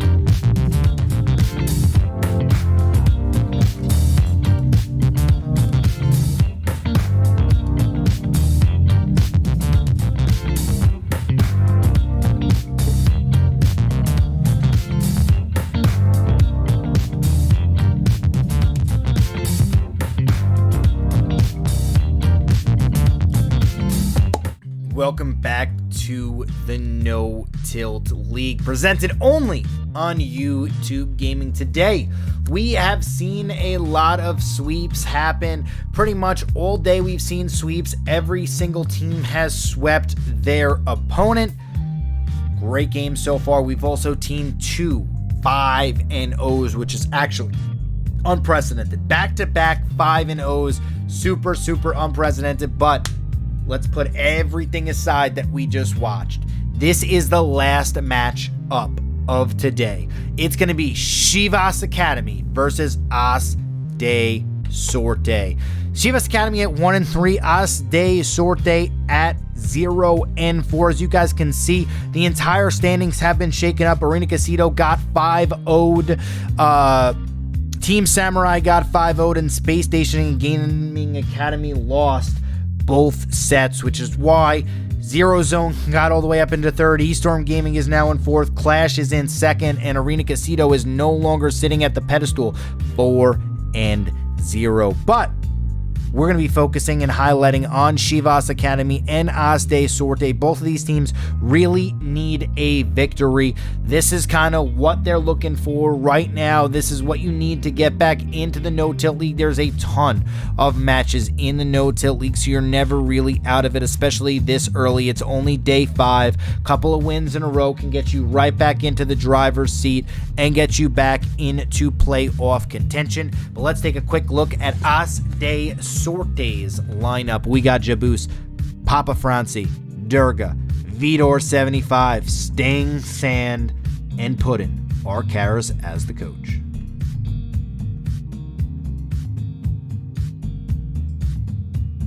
Their opponents are going to be Chivas Academy. YouTube channel, Chivas, Levy SG, Jay Jimenez, Kiki, Anthony, Carlos Cruz, Kevin R.A., and Eaton as the coach. Eda says in chat, why is everybody scared to play clone in No Tilt? Bomb Tower? Well, poisons, logs, zaps, there's a lot of ways to clear out clones. There's giant snowballs, there's poisons, you got logs, there's bomb towers, there's giant skeletons. There's just so many answers to clone, and if you have clone, it kind of takes up a spell slot, and that spell slot can be the difference between you going to use a clone and you going to use an earthquake. You can use a clone and you can use a giant snowball. You can use a clone and you get my point. So that is why people don't use clone in No Tilt, but No Tilt League, presented only on YouTube Gaming. This is where you're going to find the highest quality Clash Royale content on Tuesdays, on Wednesdays, on Thursdays, and on Fridays. Tuesdays and Thursdays start at 2 p.m. Eastern Time. Wednesdays and Fridays start at 4 p.m. Eastern Time. Use code in chat and in the shop if you want to get that extra value. I will bless your boxes with, I want to say legendaries, but I'm not going to say that. I will bless your boxes with the epics that you want.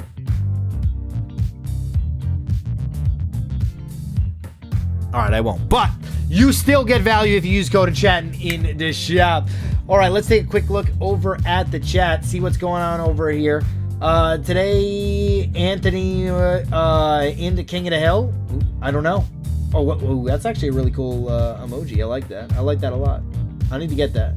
Is that a standard emoji? All right, but here we go. 2v2. Anthony and Carlos Cruz versus Jabus and Papa Franci. Let's see what happens in the final match of day number 5, Group A. Been a pretty quick day. Been a pretty quick day today. About 2 hours in, we're already 3 matches down.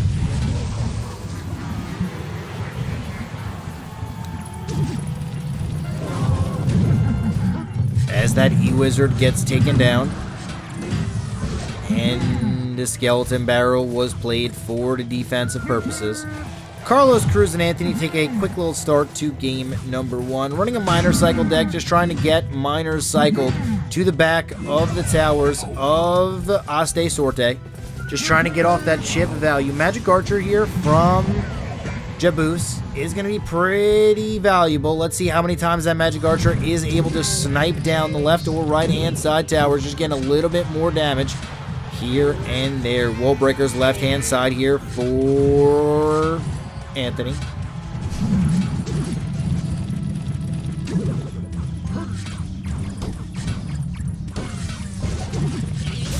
As the E-Wizard comes down to clear out the Skeleton Barrel. Miner coming out here is going to get shut down from the E-Wizards. Very, very similar decks being thrown out from both teams. That's the beauty of 2v2. Like, decks are usually never the same. Miner bad, Skeleton Barrel, left-hand lane. Mini P.E.K.K.A to clear out the Miner.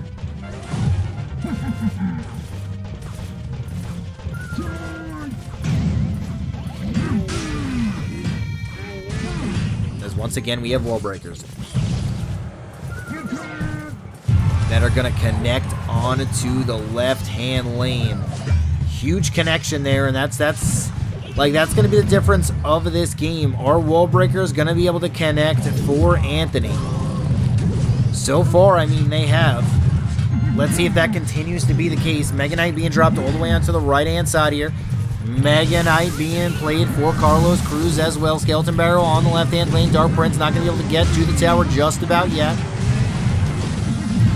Mini P.E.K.K.A is going to stay alive here. Giant Snowball going to clear out all of the skeletons. Miner getting a little bit of value as well on the right-hand lane. It's pretty even in damage. Miner just trying to chip away at both players here. A little bit of damage here. A little bit of damage there. Dark Prince. Ooh. Wizard and Dark Prince played here. Here comes another wall breaker combination left-hand lane. Gonna get shut down by the Giant Snowball. Magic Archer! What we were talking about, how many Magic Archer shots are gonna get to that tower. That's one right there. Very, very crucial. Onto that right-hand lane. Giant Snowball coming down. Huge Bats connection on the left-hand side. Chivas Academy. Looking pretty good on the left, but here comes a Rocket with a lock. Poison down left-hand lane. Rocket is going to end it home. Carlos Cruz and Anthony going to pick up the game, and the difference in that game were the wall breakers. Connections from the wall breakers were just too much, and I feel like the key highlight cards for both teams were wall breakers on one side, Magic Archers for the other. Magic Archer just did not get as much damage as the wall breakers did. And that was the difference there. Magic Archer not going to be able to do too much.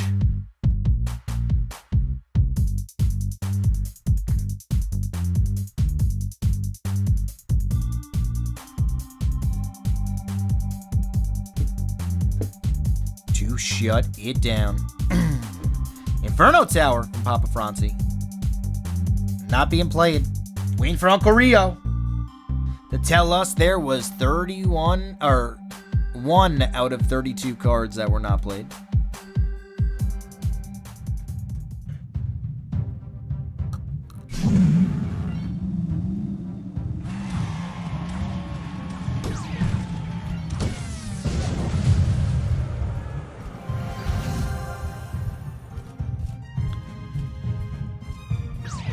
Musketeers down on the left side for both teams.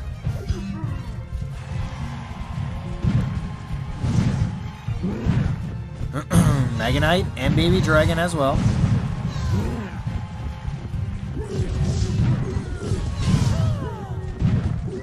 Huge boom shakalaka double Baby Dragon right hand lane. But Jaboose's Baby Dragon was able to clear out the Baby Dragon on the top hand lane graveyard. It's going to be played just out of rotation, but it's okay. Poisons for both teams. Boom shakalakas! We're just going to watch this happen. Anthony and Carlos Cruz don't even know what just happened, as their tower gets absolutely plundered by the Mega Knight Night Witch combination. Yeah, AStay did not ban anything, so it's only a giant skeleton that is banned. Skeleton Barrel left-hand lane is going to go into the bomb tower.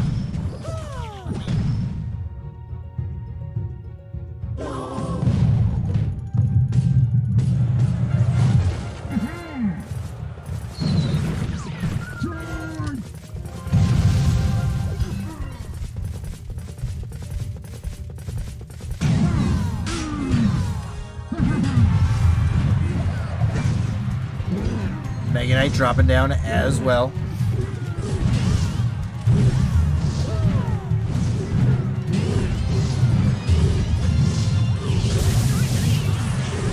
Wizard and Mega Minion here. Gonna try to get value. Goblins.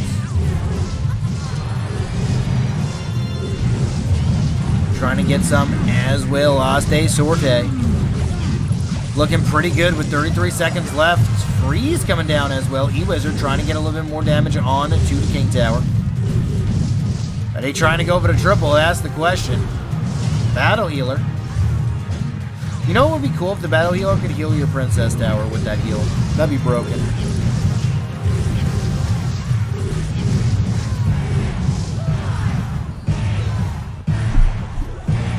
And that's going to be a big W for OsDeSorte, evening up the 2v2, 1-2-1.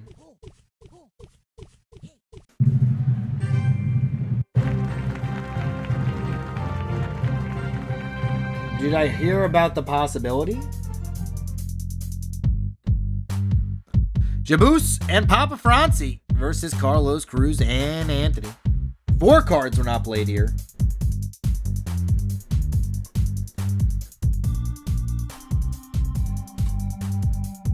Carlos Cruz was never able to play a freeze or a graveyard. That's 2 cards that he was just never able to play. The graveyards from Jabus and Papa Franci really weren't that valuable in that matchup. They just had Chivas outcycled, got the Mega Knight combination with the Night Witch, and just slowly pushed down that tower. But we're going to go into game number 3.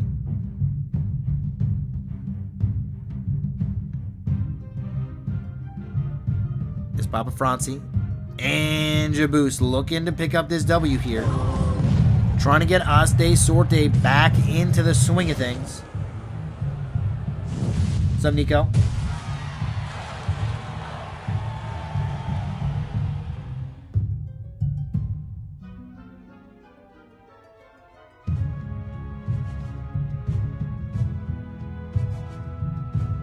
As we have the slow start to this one. Both teams not wanting to drop a card. Probably going to be another slow 60 seconds.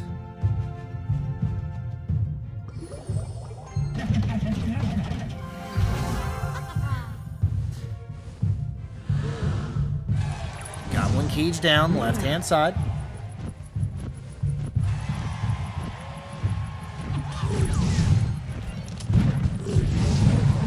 Poison down as well. Just trying to chip away at the offensive push from Carlos Cruz and Anthony. Both teams are kind of just sitting here playing this super slow.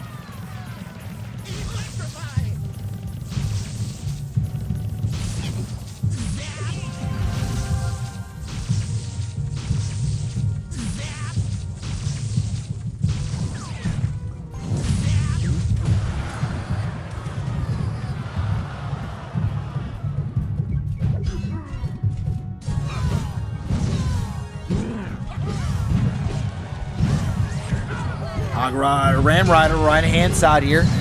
Going to connect on to the bomb tower. This is a very, very crucial 2v2 matchup. As the Magic Archer is just slowly going to take down the Baby Dragon and go after the Mega Minion as well. Pekka not going to be able to connect to the tower at all. As another boom shakalaka left-hand lane. Cycled all the way in the back. 35 seconds remain in this matchup. Not much damage has been done to any tower. Mega Knight's going to go into the Night Witch. Baby Dragon is going to clear out everything. Lightning is going to come out here. The Battle Healer starting to heal everything at the bridge. Poison. Trying to counteract the healing that the Battle Healer does. Was successful. Ram Rider. Going to get frozen at the bridge. Giant Snowball coming down is going to be good here. Rage is out. Ram Rider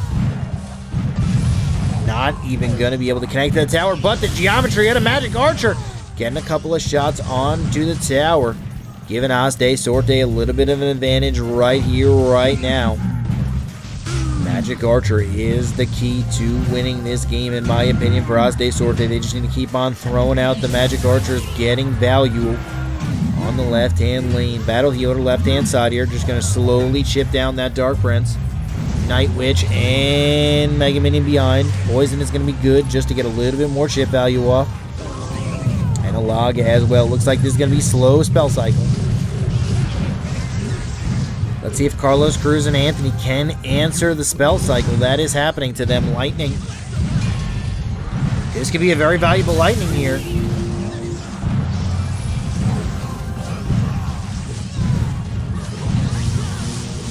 There it is. Lightning units. Not going to lightning the tower here. That can get in value as well as they're playing this super slow and super conservatively. Ram Rider and Dark Prince. Gonna get frozen. Bats are gonna connect onto the tower, and just like that, Anthony and Carlos Cruz are gonna do a ton of damage to the tower, and that is the one push that they were completely waiting for. Ram Riders aren't gonna get any value. Bomb tower is gonna come down, and just like that, Chivas Academy are in the driver's seat with 30 seconds remaining in this game. One graveyard was the difference in this entire game as the poison comes down, and I just do not think Jabus and Papa Francie can do enough in the next 18 seconds to win this game. Ram Rider's going to get Giant snowballed away, and there is a freeze that can come out if needed. GG, well played. Carlos Cruz and Anthony are going to pick up this game and win the 2v2 set. Chivas Esports looking good going into the King of the Hill.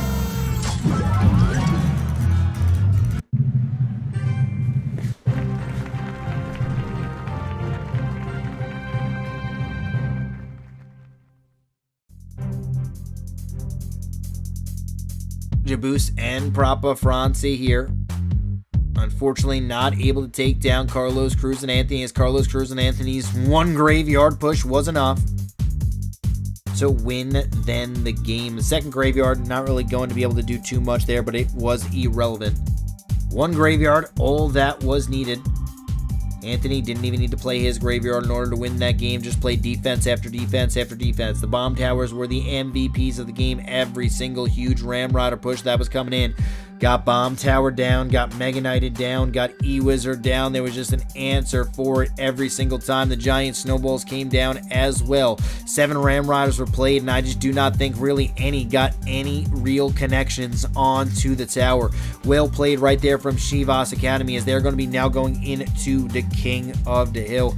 Interested to see who they choose to put out in the King of the Hill, Carlos Cruz or Anthony. AStay going to have to choose between Papa Francie and J-Boost. If you're new to the No Tilt League, there is a 2v2 with bans, and in the King of the Hill, there is no bans. There's a 4-man roster. 2 players who don't play in the King of the Hill have to play, in the 2v2, have to play in the King of the Hill, and then 1 player from the 2v2 plays in the King of the Hill. But here we go. Kevin R.A., Jay Jimenez, Carlos Cruz is going to be the roster for Chivas Esports.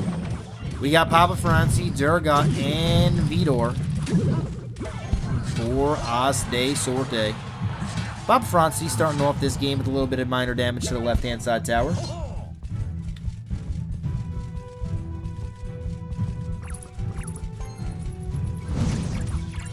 And just like this, we have a Bomb Tower versus Wall Breakers. Wall Breakers are going to meet the Bomb Tower every single time they are played, almost. Let's see if Papa Francie can outcycle the Bomb Tower and start getting a ton of value with the Wall Breakers, or is he just going to give up the Wall Breaker play minor on the right-hand lane here?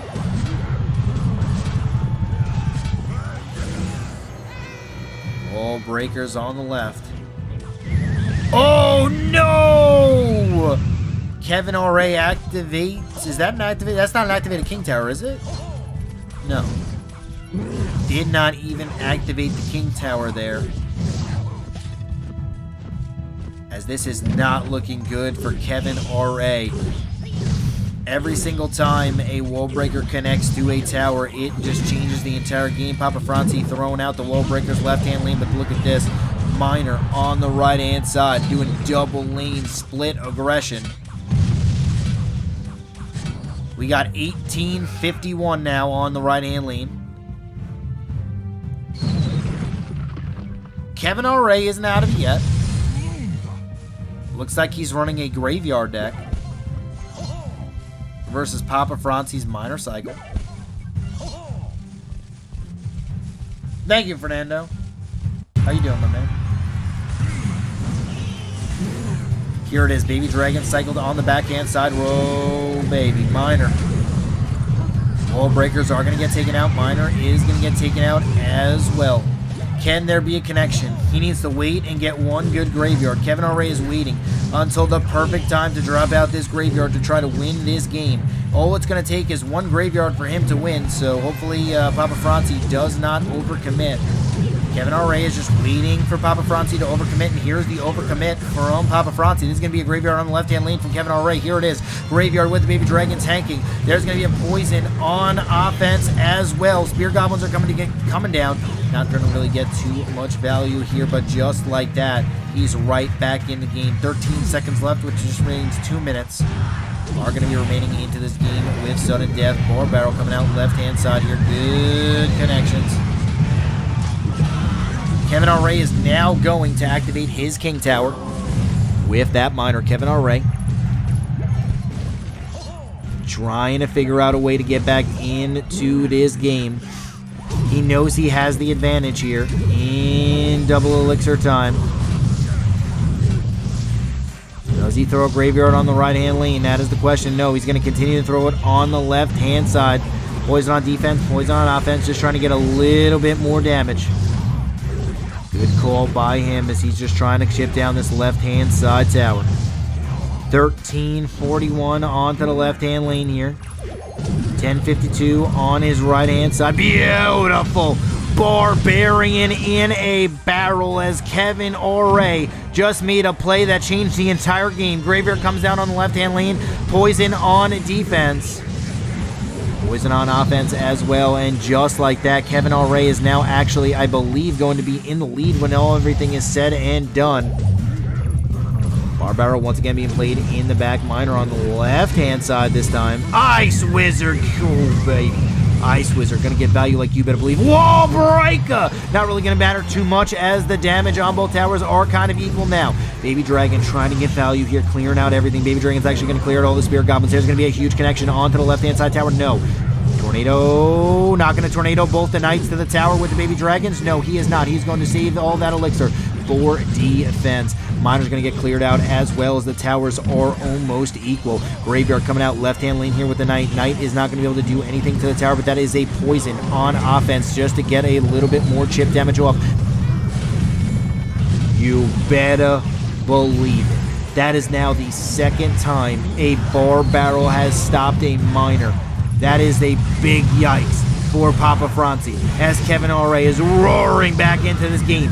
1 second left, and that is going to be it. Tiebreaker. Who will win? Kevin R. will win. 209 life left on his right-hand side tower. Perfectly played right there from Kevin R. throwing out those Barbarians in barrels, clearing out Miner after Miner. Really making quick work of those Miners from Papa Franci. Beautifully played from Kevin R. picking up the W.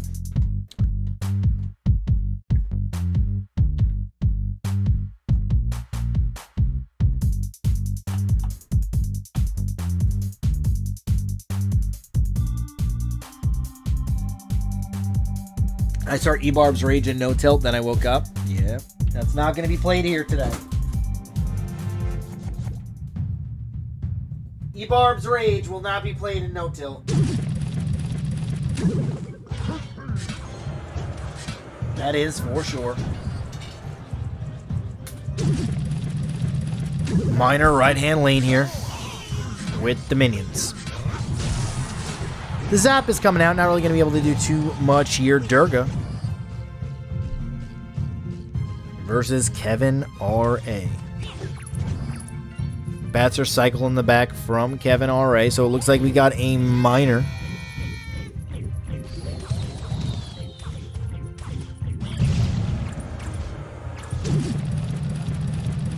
Durga is just watching this happen.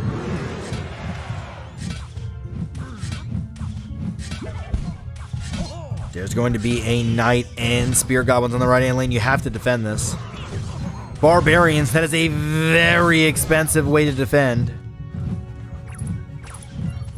Bats are going to clear out the Barbarians here. What does he have for the Lava Hound? He's just throwing the entire gauntlet on the right-hand lane. Oh, my goodness. But this might be a tower here. Oh, Spear Goblins. One Spear Goblin runs away. Not really going to get too much value right there. Bats are going to be played after the arrows are done. Huge connection there from the balloon.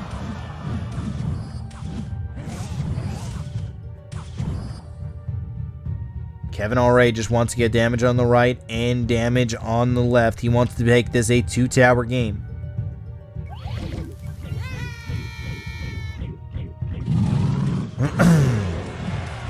Wall breakers are going to connect on the left and the right. This knight is kind of just going to go by itself. Miner on the right-hand side, just continuing to do a little bit of damage here, a little bit of damage there.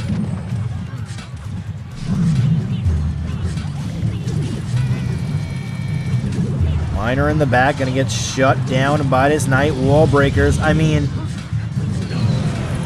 when every single wall breaker connects to your tower, there's just not much you can do about it. Poison on defense from Kevin Alray. He's got to find a way to shut down this balloon. Royal delivery, not going to be the answer.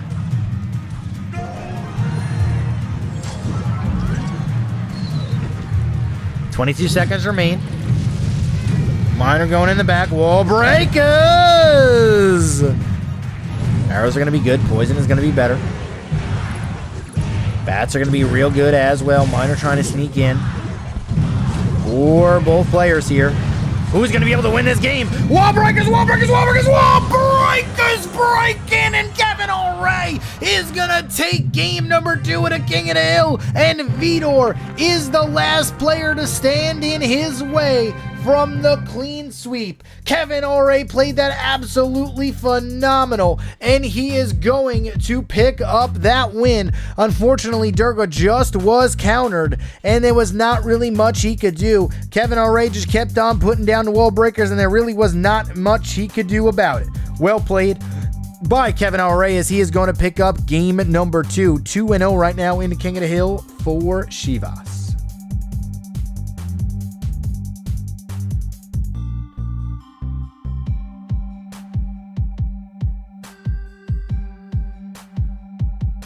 Well played from Kevin R.A. Woo, baby. Are we not going to see a 1v1 set today? Is that what's going to happen? Yeah, all 4 matches, King of the Hill will be swept by 1 player. Crazy. That's crazy. Poison on the right-hand lane. Musketeer going to take a little bit of damage. Log is going to come out. Vidor. Trying to get back into it. Knight on the right.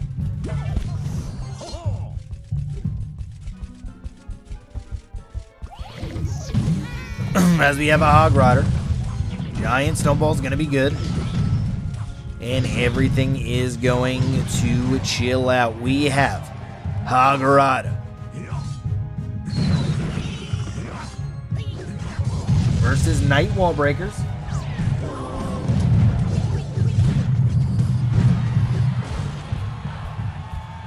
Look at that Knight. I love how the Knight leaves his sword on the arena.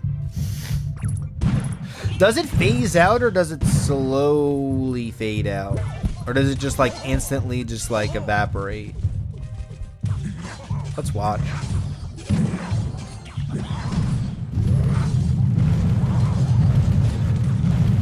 Oh, it actually poofs out kind of slowly.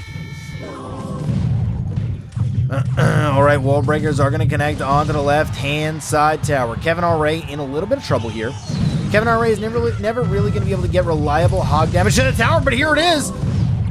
Ooh, not going to be able to connect with that Hog Rider Miner in with bats. And here's the problem that Kevin RA is going to have this entire matchup. He's not going to be able to get hogs to the tower. That was his one chance to get one hog shot off. What he's going to need to do is he's going to need to throw Hog Rider and Earthquake at this right-hand side tower to get damage, and that's just not a reliable way to do anything.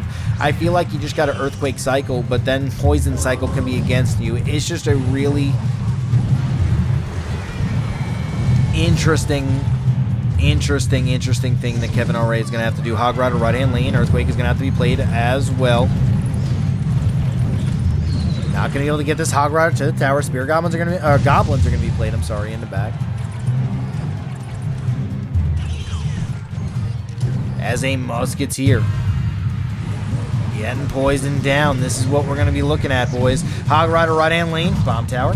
Oh, no! The Knight pushes in. No, I don't believe it. Hog Rider 1. Hog Rider 2. And just like that, the entire game changes in Kevin RA's favor. The Knight that Hector just played just pushed the Hog Rider to the right-hand lane. Beautifully played right here once again. This Hog Rider going to be actually going right to the bomb tower this time. Log comes in, takes tower down to 1086. Ken Ivan RA come out with the W in this matchup. That was a very valuable Hog Rider. Goblins right-hand lane. Giant Snowball makes quick work of the wall breakers. Kevin RA, can he do it? Can he get the sweep? The pressure is on. Knight with a Musketeer. Backhand side. Poison once again being played on the right. Hog Rider, Earthquake, right-hand side. No big deal here. Giant Snowball coming down as well. Musketeer gonna die to the poison. No big deal. Log comes in for chip damage. Miner. Goblins. Bomb tower. Finally going to be able to get a little bit of value from the bomb tower, but this is going to be a close one. Kevin RA just needs to somehow find a way to stay alive. If one more hog connects onto the tower, it's over. Once again, another poison. Once again, another Musketeer played directly into the poison. Gotta stop giving value to Hector. Hog Rider right-hand side. Earthquake coming down as well. Logorowski! Oh, baby! Hog Rider not going to be able to connect to the tower. 5-10. Miner coming in. Right-hand lane. Musketeer. Goblins. That's actually huge value on the Goblins. That's huge value on the Goblins. All right, Hog Rider. Right-hand side. Earthquake coming down as well. Log. Not going to be good. But it is going to take the tower down to this. Giant Snowball coming down. Got to cycle back to his Earthquake. Trying it. He's got to catch this. There it is. GG. Kevin RA gonna do the sweep as the Hog Rider connected onto the tower. And Kevin RA is going to win it. He is going to clean sweep for Chivas Academy. Levy SG, Jay Jimenez, Kiki, Anthony, Carlos Cruz, and Kevin RA are going to win this one versus OsDeSorte. A strong performance from Chivas Academy as they are now going to be 2-3, rising up in the ranks. Well played right there from Kevin RA with the clean sweep. Bomb tower has way too much HP. Yes, it does, but what games today? Guys, amazing games today. I mean, we had four, okay? 4 matches that went 2-0. But Arena Quesito, QLASH, ZeroZone, and Estorm Gaming are going to be sitting at the top of the heap. 4-1 for QLASH and Arena Quesito. 3-2 for ZeroZone and Estorm Gaming. SSG sitting at 3-2 as well, sitting in 5th place. Chivas Academy at 2-3. Team Samurai at 1-4, and OsDeSorte at 0-5. Really good all-around gameplay today. From Group A, the standings are here. They are locked in. Arena Quesito still at the top of the heap. They did take a loss today. They got clean swept. We had 2 clean sweeps today, and every single player in the King of the Hill had a full-out sweep. 3 players on the opposition got swept out. You never really see that. Amazing gameplay. Use code and chat in the shop. Oof. It needs to die to lightning. I agree. Bomb tower is OP. Needs to die to a skeleton. Yes, I agree. Great gameplay today. I mean, today was an amazing gameplay day. Arena Quesito, QLASH. Everybody played this absolutely amazing. I have to say, honestly, A bunch of 2-0s, a really quick day. We're done in 2.5 hours. Usually these last at least 3.5 hours minimum. Huge quick day today. A lot of sweeps. We didn't see one 1v1. I don't think that is going to be the story tomorrow. But guys, tomorrow full frontage is going to be on the microphone. He's probably going to be by Estorm Team Liquid, but that's okay. But guys, you're watching the No Tilt League presented only on YouTube Gaming. I am not going to be here tomorrow to host it. Unfortunately, it is my birthday, and I just got to take care of some things for that. But I will be back, guys, next week on Tuesday. Full frontage is going to be running the ship tomorrow. Thank you guys so much for watching the No Tilt League. If you guys enjoyed the content, follow at NoTiltGG on Twitter. Subscribe to the channel. Turn on alerts so you'll be notified every single time a No Tilt match happens. Thank you for the happy birthdays. Much appreciated. And I will see each and every single one of you guys on Tuesday. Full frontage will be here 4 p.m. Eastern time start tomorrow. Hopefully, each and every single one of you guys are here. Give him some love for me. Enjoy your day off. Thank you. Much appreciated. Hope each and every single one of you guys enjoyed the content today. And keep on enjoying the No Tilt League because we still have until July 5th of action. Take it easy, everybody. I will see each and every single one of you guys. Well, this channel will see each and every single one of you guys tomorrow, 4 p.m. Eastern. Be there or be square. Take it easy, everybody.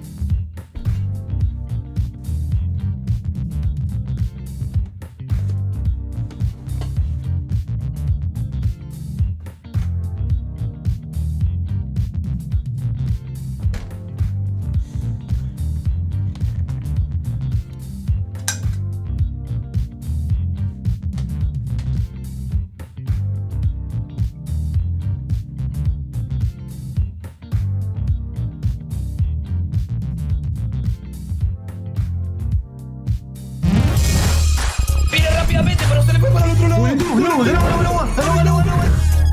Empieza a golpear.